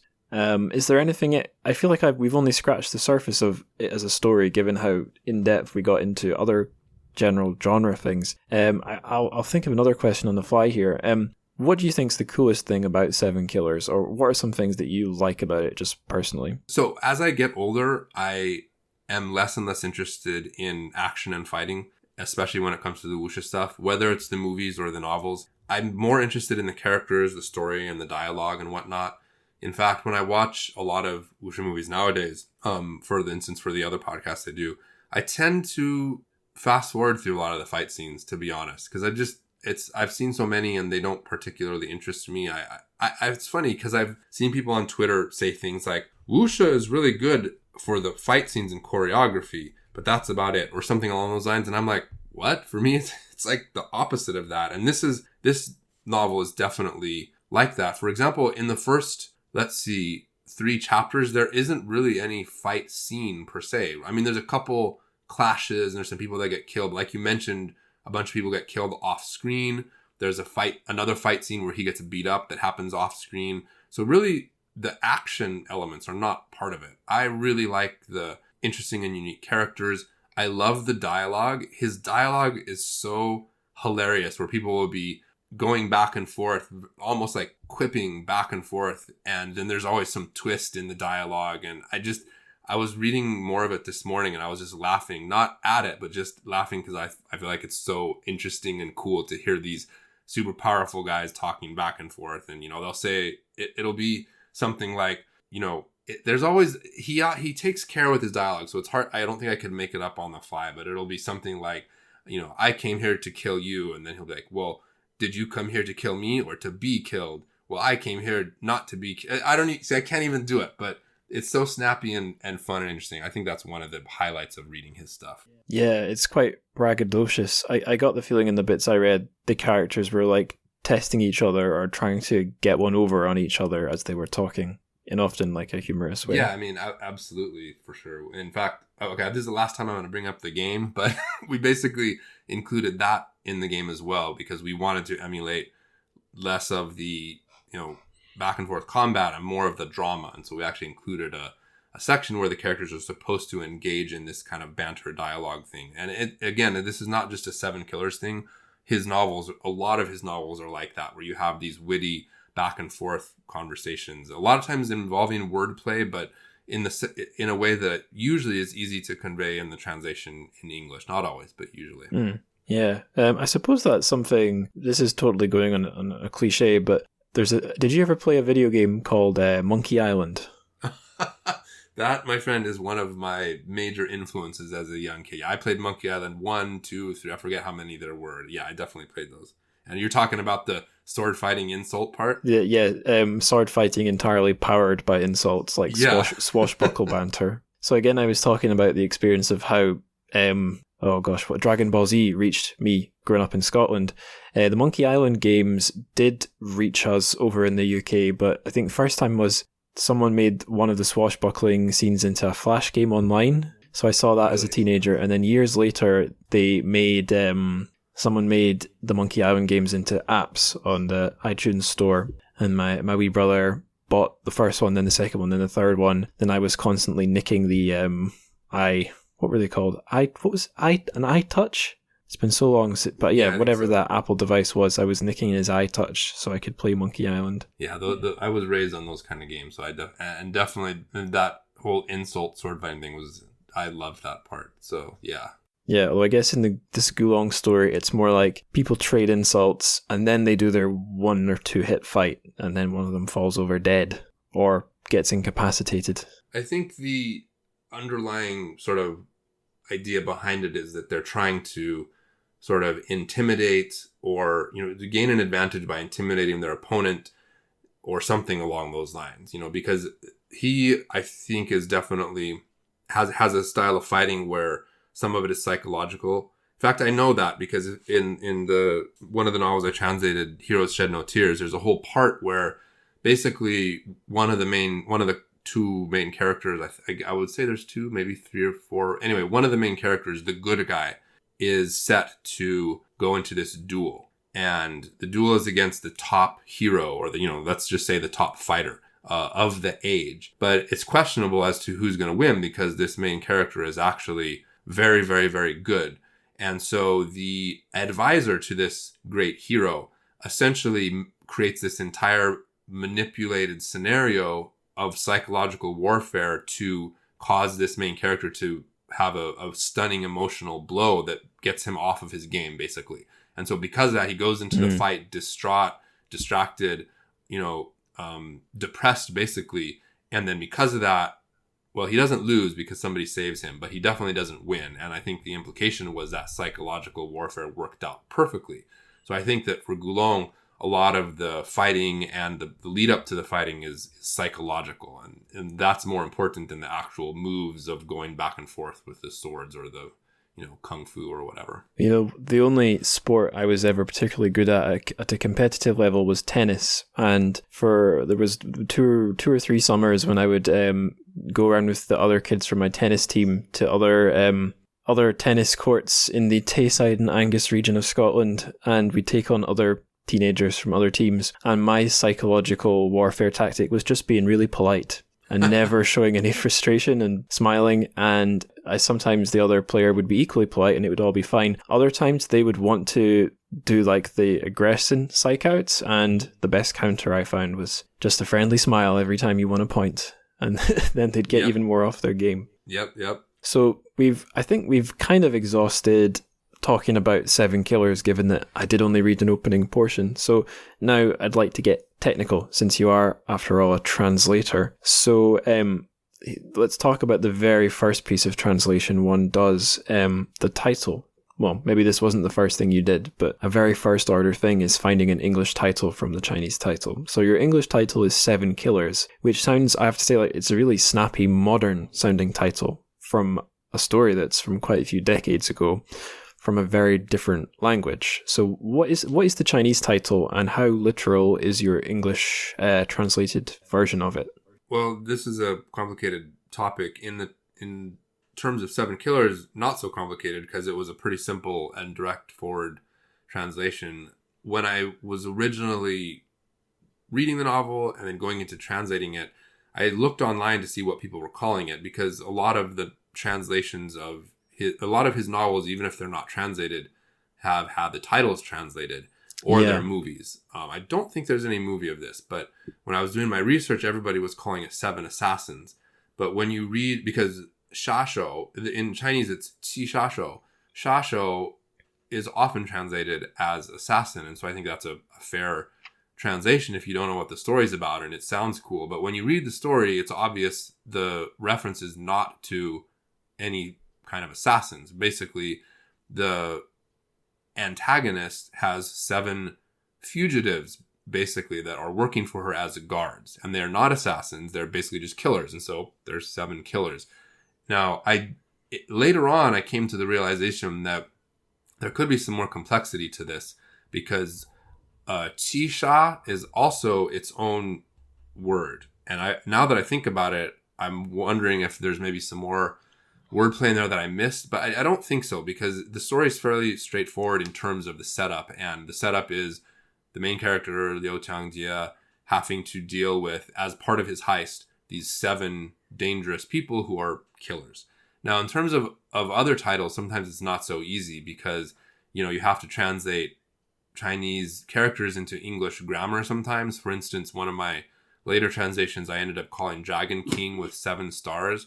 But in Chinese, it's Qi Xing Long Wang, which is literally 7 stars Dragon King.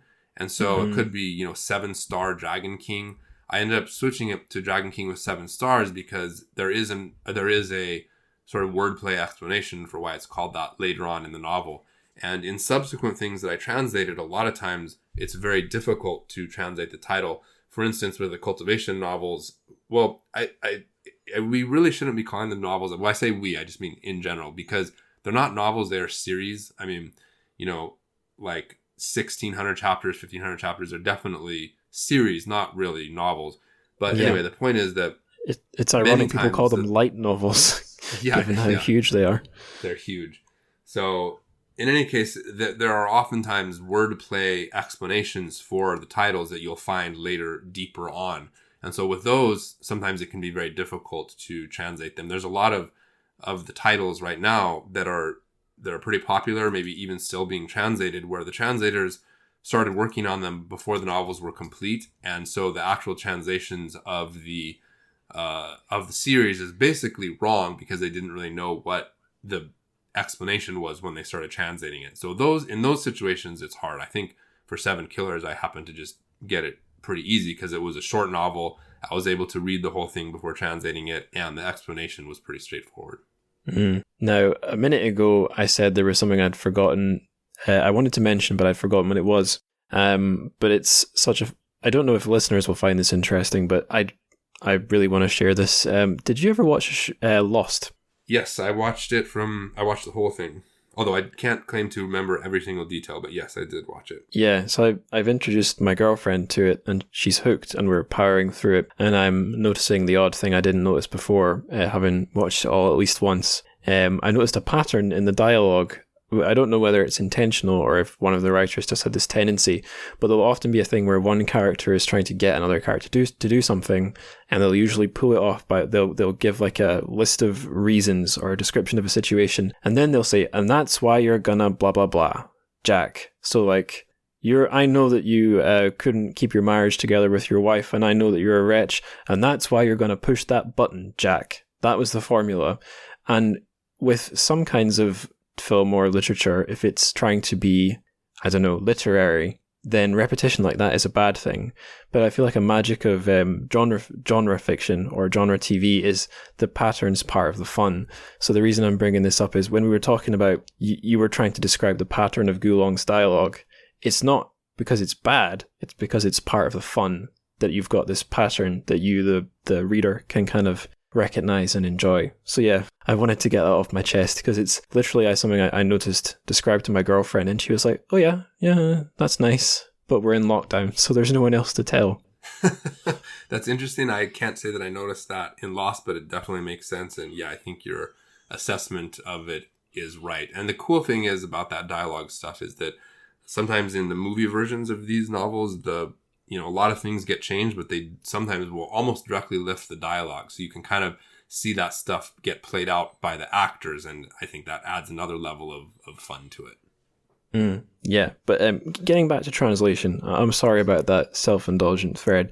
By the way, if you do rewatch any Lost, just watch out for a character saying, and that's why you're going to blah, blah, blah, because you won't be able to unhear it now that you know. But I'll keep that in mind. Yeah. I want to ask you if Gulong is an easy writer to translate compared with other writers whose stories that you've worked to translate. I would say yes. I've never translated Jin Yong, but like I mentioned before, when I tried to read it, it was a little bit too complicated. One of the things that's very nice about him, I don't know the process that he went through in his writing in terms of the editing, rewriting, and proofreading. But there's definitely a difference between a writer writing a novel to write a novel as opposed to the web fiction things where a huge factor is the number of characters that go into it. In other words, the authors of the web novels, they have to meet a quota per chapter in order to get paid a certain amount. Generally, 3,000 Chinese characters from my understanding to get the normal pay for their chapters. And what that leads to is a lot of stream of consciousness writing, a lot of extra padding and filler. And in the case of the series I'm writing now, the author, I can't guarantee it, but I would bet money that there are many parts that I could identify where he basically wrote his chapter, was short, several hundred characters. So he went back and was like, oh, I'll just add some details here. And he throws in stuff that has literally nothing to do with the flow of the narrative. And so it breaks up the flow of the narrative, but he does it because he has to add the content. That in itself, that element makes the web translation much, much harder. At least for me, if I turned my mind off and just translated it directly, I could do that, but I can't make myself do that. So it's the conscience getting in the way. What? Your literary conscience holding you back. Yeah, it's just I can't make myself do it. So I edit the novels significantly. I don't change any of the content, or I don't change what happens, but I remove the unnecessary filler and I tweak things to make it a little bit better. For Gulong, I didn't really have to do that at all. Now that I think about it, going back and reading it these past couple of days, I realized that there are some stiff parts to the translation and whatnot, but what is on the page is very, very accurate to his writing style and what he wrote. And so because of that, I would say definitely easier to translate his stuff. And another element that made it a little bit easier is because he relies so much on the characters, the character growth, the character interaction, the drama and the poetic descriptions and stuff, and not on intricate wordplay or philosophical elements. That makes it a lot easier to translate too. With the xianxia cultivation stuff, a lot of the authors throw in, Taoist, the quotes from like real Taoist texts, real Buddhist texts, real poems and different things like that. And then they'll link that in wordplay to the techniques. And that makes it very challenging to translate. And, again, Gulong doesn't have those elements as much. So I definitely think he's a little bit easier to translate in terms of general difficulty. And so for anybody out there that is starting to get into this language learning thing, and if they're interested in being a translator, I definitely would recommend, finding one of his books that is untranslated. There are still a lot of them out there. It's definitely a great place to start in terms of reading and also trying your hand out at translating.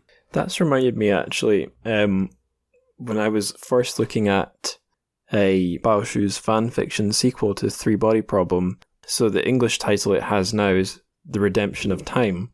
But I believe that's actually the second English title it's had. The first English title was a translation of the Chinese one, because the Chinese one has nothing to do with Redemption of Time. The first English title it had was Era of Contemplation, but a literal translation from Chinese would have been like Contemplating the Universe. And if I remember correctly, even that's not quite perfectly saying what the original Chinese title was saying, because the contemplating part, I think it was Guanxian or Guanxiang or something, which was like a Buddhist term, like some sort of Buddhist inflected reflection or contemplation, which you would really need some cultural knowledge to know as well as just the language knowledge. And like I was saying, that book that book started out as a web novel. So again, another parallel between that sci-fi book and from what you've told me about xianxia novels. So that's really interesting.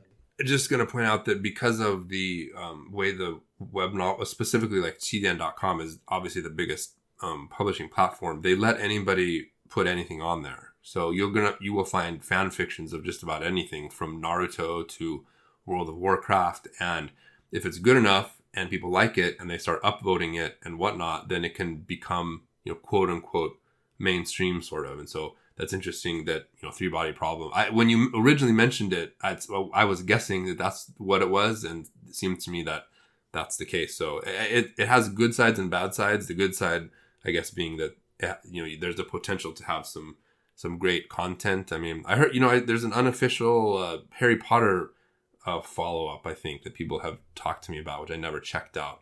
I don't know how that was originally published, but anyways, again, I'm kind of veering off topic here. The Harry Potter one is in Chinese on Qidian.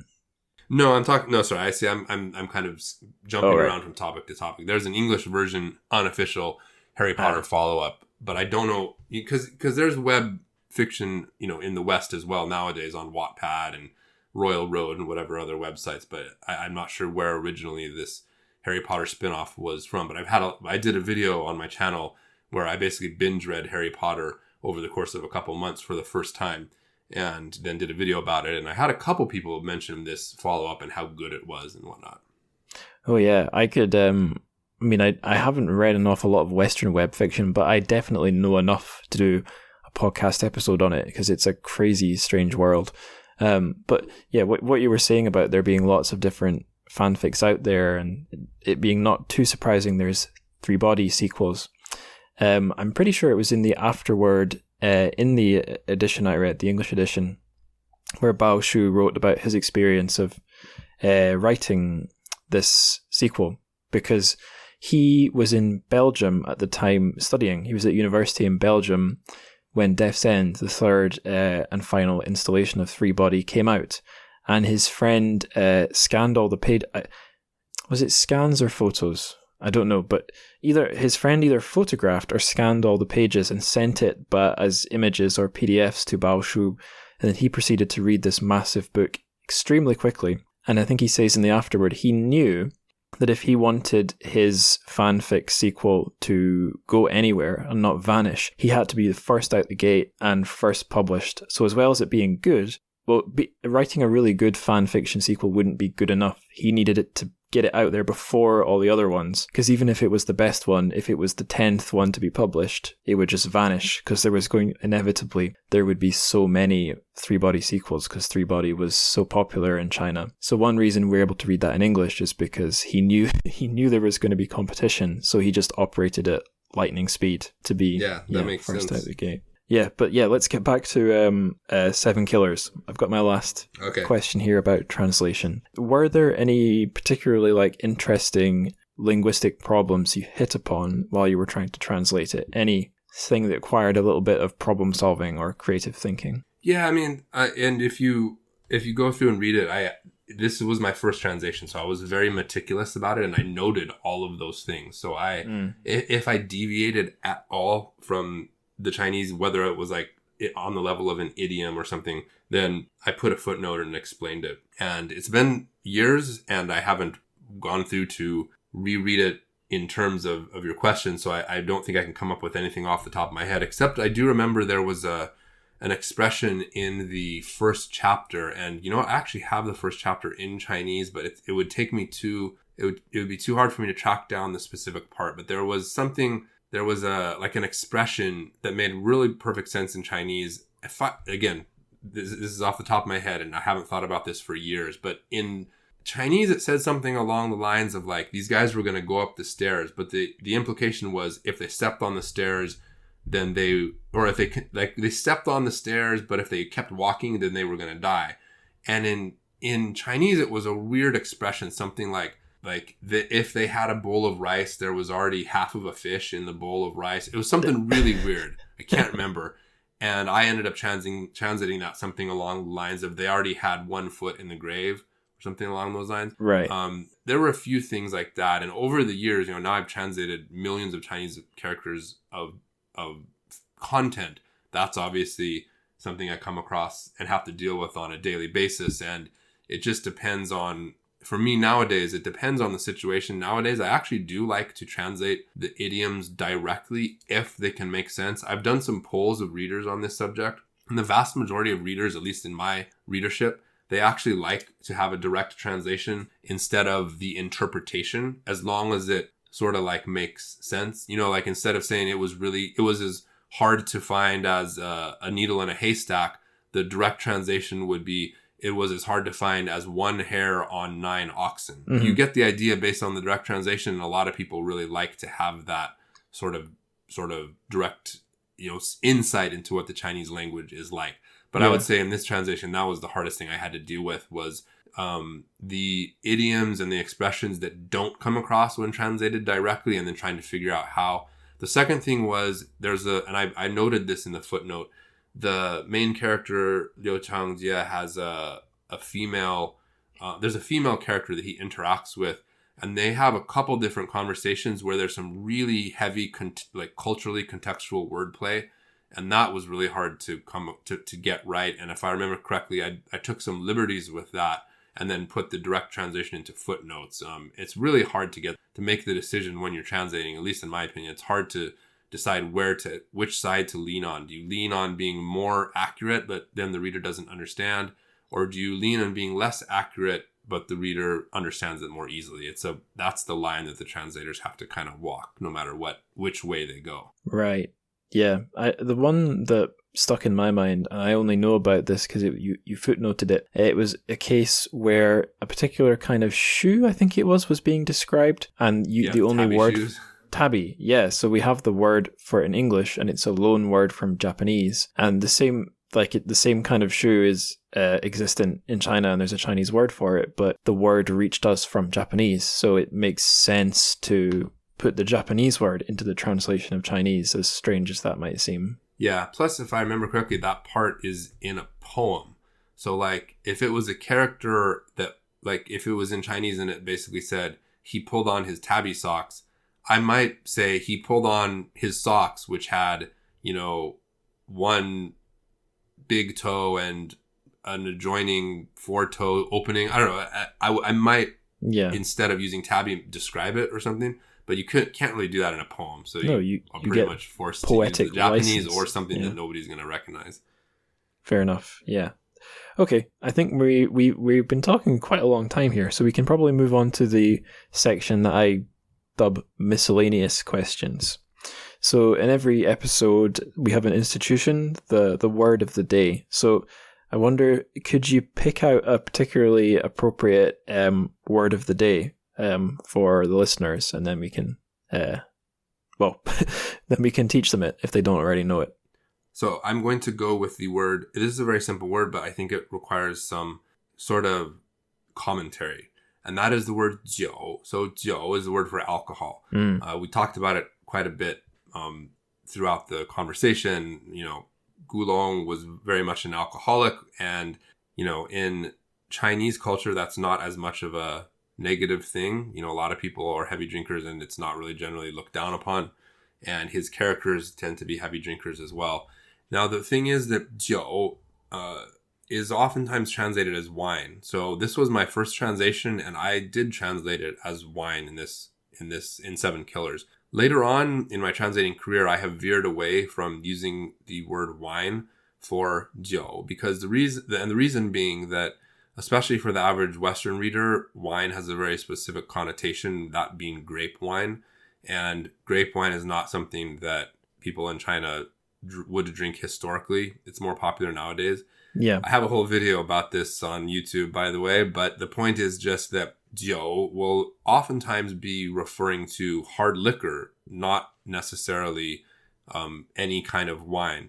Now, if you want to talk historically speaking, throughout most of Chinese history, the common beverage to drink in terms of alcohol would be yellow wine, which is not grape wine, but it is similar in that it's something like 20% alcohol. Huangjiu, but right? What Gulong liked to drink was not that. He was a baijiu drinker. So right. Baijiu is the character for white and then the character for alcohol. Now, sadly, some translators will translate that as white wine, but it is anything but white wine.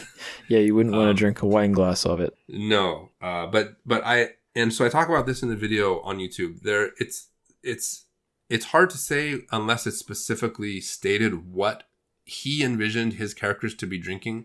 But there are occasions when he actually names the type of alcohol they are drinking. Sometimes it's not baijiu, but sometimes it is.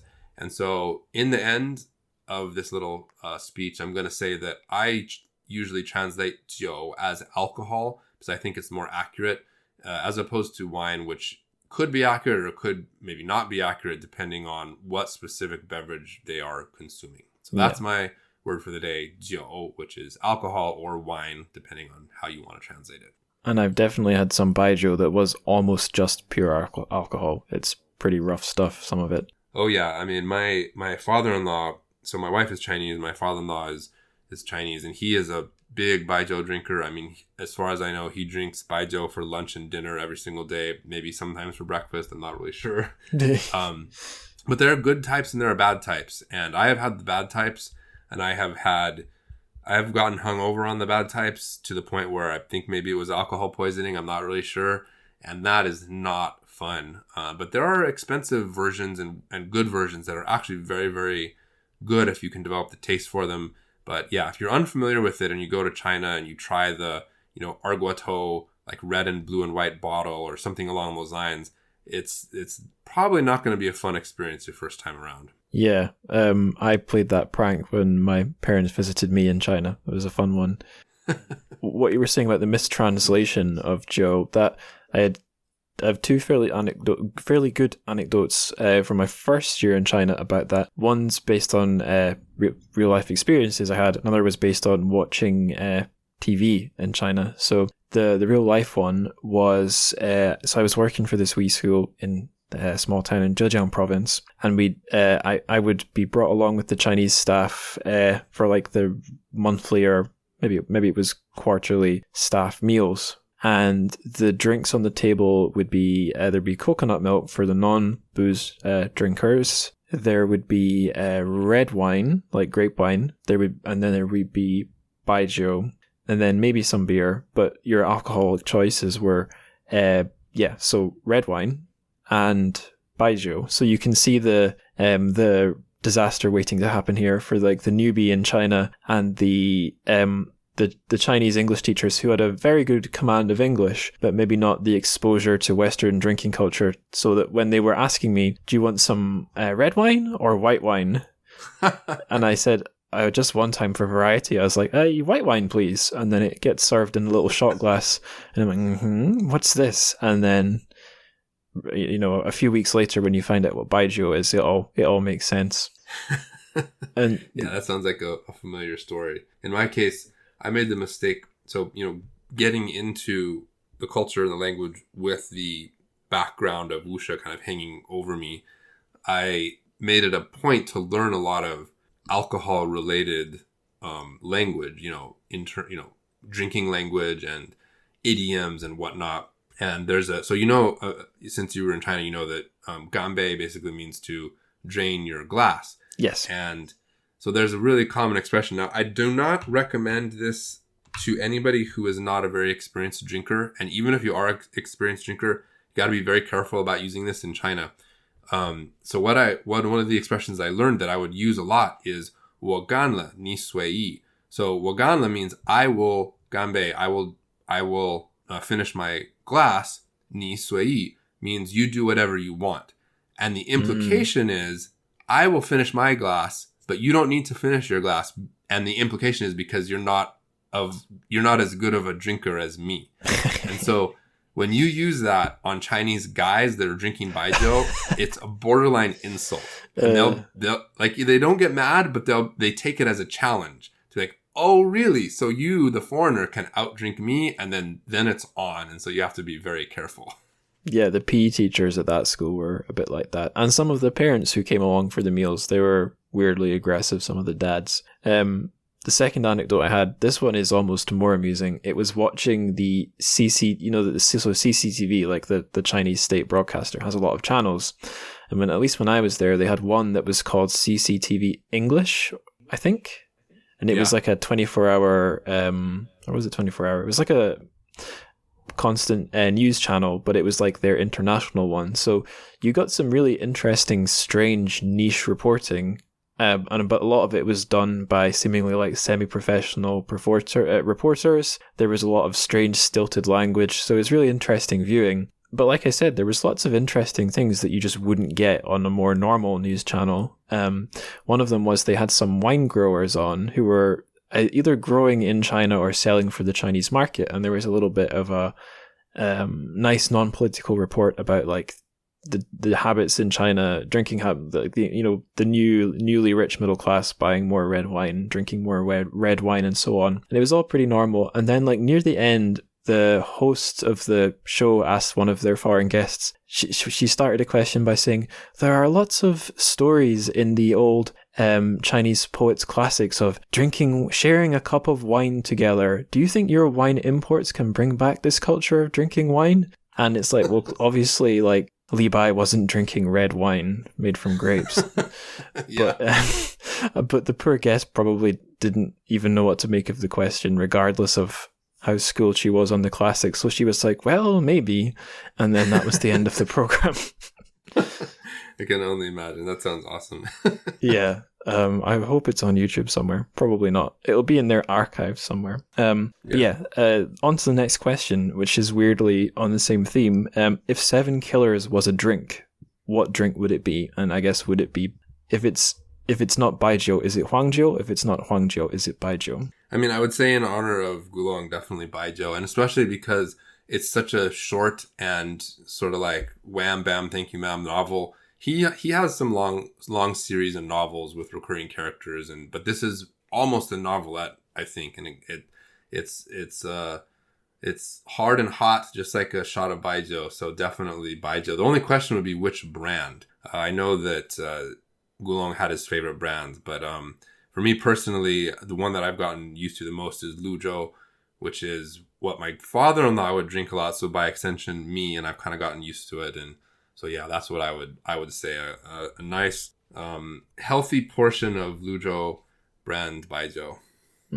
It just occurred to me just right now. So Gulong was born in Hong Kong and then moved to Taiwan, I think when he was a teenager. Do you know if there are any Taiwanese baijius? Oh yeah, I'm sure there are. I'm not very familiar with them, but there definitely are. I mean, anywhere that there's Chinese people, I think there's going to eventually be some kind of homegrown baijiu. I mean, even, the place where I lived in China was not exactly a huge city, and it had multiple different local baijius, and my father-in-law, managed to track down people brewing baijiu in the Maotai is basically the most famous expensive brand, but it comes from a region in China which is famous for baijiu, and they'll have different versions of Maotai. And so he found one brewed by people with the same surname as him, the family surname. So anyway, I can't say for certain what they are, but I would imagine that there are definitely brands of Taiwanese and Hong Kong baijiu. Well, I guess here's a place for the listeners to reach out. If you guys are screaming the answer into your your smartphone devices or into the air, listen to the links and whatnot I give you in the plugs, and you can reach out to myself and Jeremy and school us in Taiwanese baijiu. I would love to know what the Taiwanese baijiu is. Yes. So speaking of that, are you working on anything right now that you'd like to self-promo? It might perhaps be a tabletop game or anything else you can point the listeners towards. Yeah, I think that's probably what I'd like to mention the most, because it's most relevant to this discussion. As I mentioned, me and Brendan from Bedrock Games have been working on this game for about 2 years now, and it's published by Osprey Games, so it's a legit big game publisher. And the source book at this point,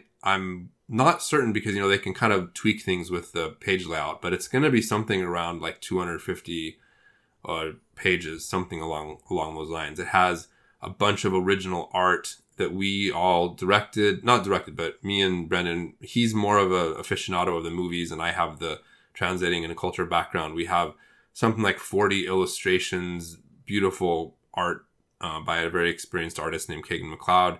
And it comes with a built-in adventure module. And we didn't get too much in. I didn't mention this before, but we were talking earlier about how Gulong likes to subvert the expectations of the audience, like have twists and turns. The built-in adventure module that we have, it tries to emulate that by putting the characters into an escort situation. So the escort job is a big Wuxia trope, where they're supposed to take an important thing from destination A to from location A to destination B, and then twists and turns happen along the way. So again, that's coming out in October from Osprey Games. It's currently available for pre-order on Amazon right now, and also barnesandnoble.com, and I think wherever you can buy books online, for the most part, it's already there. So the name is Righteous Blood, Ruthless Blades. And yeah, check it out on Amazon. Order it for pre-sale before you forget, and then you'll get it as soon as it comes out. And in terms of my other translations, if you go to my website, which is jeremybai.com, JEREMYBAI.com, I have links there to all of my works, including Righteous Blood, Ruthless Blades, the game, and then all of the translations that I've mentioned, and even some that I didn't mention. They're all there in either links or downloads that you can get on my website. And you mentioned your YouTube a few times. I mean, I'm sure we can find that pretty easily via your website or by sticking Jeremy Bai or Deathblade into YouTube. Is there anything the listeners should know about that, or do they know everything they need to know? Just youtube.com/Deathblade is the channel, and I have the main type of video I do talks about Chinese fantasy novels, Wuxia, xianxia. I have something like about 50 videos addressing all sorts of different topics. I talk about Chinese culture a little bit here and there as well. So youtube.com/Deathblade, all sorts of resources there for people who are interested in getting into it and sort of understanding some of the more difficult aspects culturally or language-wise. Yeah, that's something I should do. I went through a phase, I think it was towards the end of uni, so I would have been about 21, where I would, usually I'd be playing some silly game on my laptop or even back home on the old family Xbox, but I would have all the sound from the game turned off, and I'd be listening to some very enlightening, like a university lecture or an explainer or something just off the audio on YouTube. And then I resurrected that hobby recently. Yeah, mine is basically talking head stuff, so it's definitely good for that. Yeah, I resurrected the hobby recently because I got I don't know what you'd call one of these, like a YouTube client that can it's got a button and it can play only the audio of any video, no problem. So I was bringing that habit back and learning lots of things in my downtime, and then the app stopped working. God damn it! So I need to find a replacement. Well, what can you do? Yeah, I will find a replacement for sure. But yeah, that's our miscellaneous questions. So now let's point the listeners to maybe some further reading. You've told them where they can read your translated Wuxia and stuff. But if they just want to get into Wuxia, reading Wuxia specifically online, I think we've had a few pointers peppered throughout the episode. But where's like a really good first stop where they could go looking for this stuff? Well, you have basically two options, which is looking for official licensed professional translations. That's going to be, you don't have much to pick from, to be honest. If you go to my website and you kind of click around, I have a link to an Amazon storefront I created in which I basically compiled all of the professional licensed Wuxia translations that I recommend in one location. So if you are able to do some sleuthing, go to my website, find my Amazon storefront, and you can find them. Otherwise, you can just simply go to Amazon and type in Wuxia novel and start clicking around and try to find them. There are not very many. There's basically The Deer and the Cauldron, The Book and the Sword, 11. Those are by Jin Yong, but he did them under a pseudonym of Louis Cha, or that's his English name or whatever. Mm-hmm. The Condor Heroes translation is currently being released. I have mixed feelings about the Condor Heroes translation, but that is an official licensed translation. There are also some Gulong novels such as The 11th Sun that you can get on Amazon, Foxville Under the Snowy Mountain. That's pretty much it as far as I'm aware of. So if you want to go expand beyond that, then your best bet is to go to the spcnet.tv forums that I mentioned earlier. If you go down to the Wuxia Translations subforum, the top pinned post is actually by me from several years ago. I kind of want to update it or actually remove it because I haven't been active on that forum for a really long time, but it's still there and it has links to numerous completed fan translations of Jin Yong and Gulong books. So until somebody gets around to licensing them and translating them officially, that's going to be the best bet to enjoy some of those works. Cool. Do you know an author called Tang Chi?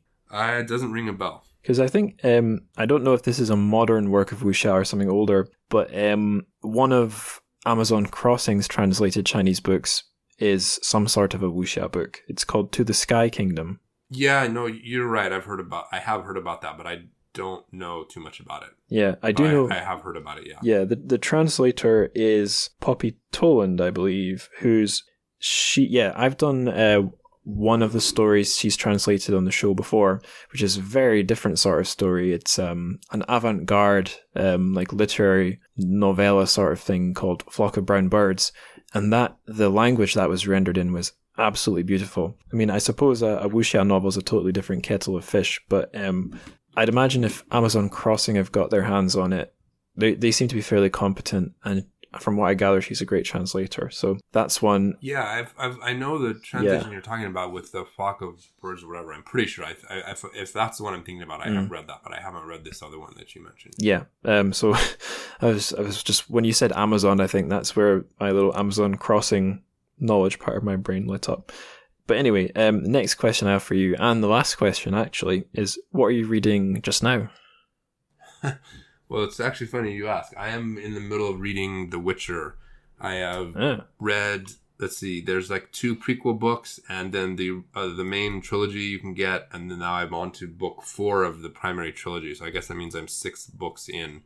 I watched the show and I really liked it. And then my brother picked up the game. He's a big gamer and he really liked the game. And so I kind of was interested in seeing what the actual story was all about. So for the past couple months, that's what I've been reading. And like I mentioned before, there are Chinese things that I need to read, but I just can't make myself sit down and read them after translating and working for 8 or 9 hours a day, 6 days a week on that stuff. Yeah, I don't think anyone would blame you. Is the Witcher book good? Yeah, it's really good. There are certain things about it that I don't necessarily love, but overall, it's great. It's been a long time since I've read kind of a good, just, epic fantasy, sword and sorcery fantasy kind of thing. that's what I really loved back when I was the most voracious reader in high school. And so it's fun to get back into something that has, swords and elves and wizards and sorcerers and whatnot. It's really fun, but at the same time, it's a lot more mature than some of the more lighthearted stuff that I think I read as a younger one. So nowadays I enjoy maybe even more than I would have back then. So I would definitely recommend it to anybody who hasn't, even if you haven't read even if you haven't watched the show or played the game. I mean, those two things, the game and the show, came from the books to begin with. So definitely go back to the source. It's really, really well translated because I'm not sure if you were aware, it's originally not an English language novel or series. Very well translated and really a good read. Yeah, is it from somewhere in the Slavic world? Yeah, it's originally in Polish, is my understanding. Right, cool. And what you were saying about being the most voracious reader when you were a teen. So when I finished my undergrad degree, I was thinking a lot of people in my year groups kind of way of thinking was fantastic. We can read for fun again. We can go back to being just hedonistic readers, reading for the joy of reading. And years on, I realized, well, to some extent, yes, but to some extent, that innocence is lost forever. Now I'm podcasting about books, and most of the books I'm reading are just going in the bank. They're being deposited into the future podcast episode bank, which is fun. But the dream of getting the innocence of reading without any self-awareness of the bigger picture of things, I think it is just a dream of lost innocence for me now. I don't know how you feel. Well, for me, maybe even more so. I'm getting up there in years. I'm married. I have a 4-year-old, and I have another little one on the way. And so even when I do have a chance to sit down, it's like, if I'm sitting down and reading, there's always something on the back of my mind, whether it's, oh man, in 40 minutes, it's going to be shower time for the 4-year-old, or, in a month, we're going to have another crying mouth to feed, all those different things. It's hard to kind of sit down and just enjoy a novel when there's always something on the back of your mind. But I do manage it somehow. Like I said, I've gotten through almost 6 Witcher books in the past few months. So a little bit here, a little bit there. I'm making some progress. Yeah, well, I guess what we can both make a mission for ourselves to do is cultivate our immortality, distort time so we can unlock more time to cultivate our minds through books, and that should help mitigate these problems. There you go. I'm all in for that. Absolutely. And on that note, I guess I should say thanks for coming on the show. Thanks for literally teaching me lots of interesting things, and hopefully giving the listeners lots to think about, lots of entry points to Wuxia, which, like you kind of described, is a tricky thing to get into when a lot of, like, just in terms of word count, what's out there is on sites that will be unfamiliar to most people. And your storefront list of the traditionally published stuff that's a really good idea, and I'll make sure I've got a link to that in my show notes. But yes, what I'm trying to say is thanks, and it's been great talking, and sometime down the line you're always welcome back on the show if you wished for that. Well, yeah, thank you. And I'd love to be back. And I'm more than happy to, I don't want to get too sappy, but I'm just all about spreading the love for Wuxia and xianxia and these novels. And I think that they're great. And I hope that more people over the years come to enjoy them. And that's why I did my YouTube channel. That's why I have the resources on my website, because whether it's my stuff or other people's stuff, there's just so much great content out there. And I hope that anyone who has listened all the way to this point will take some time to kind of dig around and find what interests them. Because regardless of whether you're interested in action or adventure or romance, there is stuff out there that will interest you. Whether it's Wuxia or xianxia, there's stuff out there for you. So I hope that this can be an impetus for some people to make the leap and start poking around and find what they like. Hell yeah. What I can tell you is even a lot of the top translators of, like, traditional Chinese to English publishing, they've asked me, like, what is this Wuxia stuff? Are you going to do an episode on it? We have no idea. So, and they comprise a significant slice of the listeners. So you'll be reaching them, and that, who knows, if you can set them down that path, that really could create some cross-fertilization between, like, the nerd culture and the forums and the high ivory towers. If the two things can combine, nothing can stand in their way, I think. Sure. Well, if I can bring the message to more people, the more the better. I feel like the xianxia stuff is sort of like the, Barsoom or Tarzan or Conan. of the Chinese, entertainment field. Back in the day, all of that Edgar Rice Burroughs stuff was kind of looked down on, and over the years it's come to have a little bit of a different flavor for the fan of literature and fiction. So I think that the more people who are able to get into, or at least sample, the cultivation stuff will definitely be in for something interesting. And same for Wuxia. I mean, Wuxia is even more mainstream nowadays than it's ever been. So definitely something to check out. So again, thanks for having me, and I do hope to be on again someday. Awesome. So one more big thank you to Deathblade, aka Jeremy, for having such an enlightening chat with me. I learned a very great deal over a pretty short amount of time, and I had fun too, so what more could you ask? Now, there's nothing left to do but get on with the plugs and then say goodbye. So first thing is I'm going to plug are the ways that you can support the show materially and maybe get some bonus content in return. So all the bonus content is up on Patreon. If you give pretty much any monthly contribution, you get access to all of the bonus shows, and we had a pretty cool one I just posted yesterday which fans of Chinese sci-fi will enjoy. It's like a run-through of Ken Liu's Invisible Planets anthology, and I'll just give you my thoughts on all the stories and the essays contained within. It was a pretty fun one to record, and I think the patrons liked it, so that's there.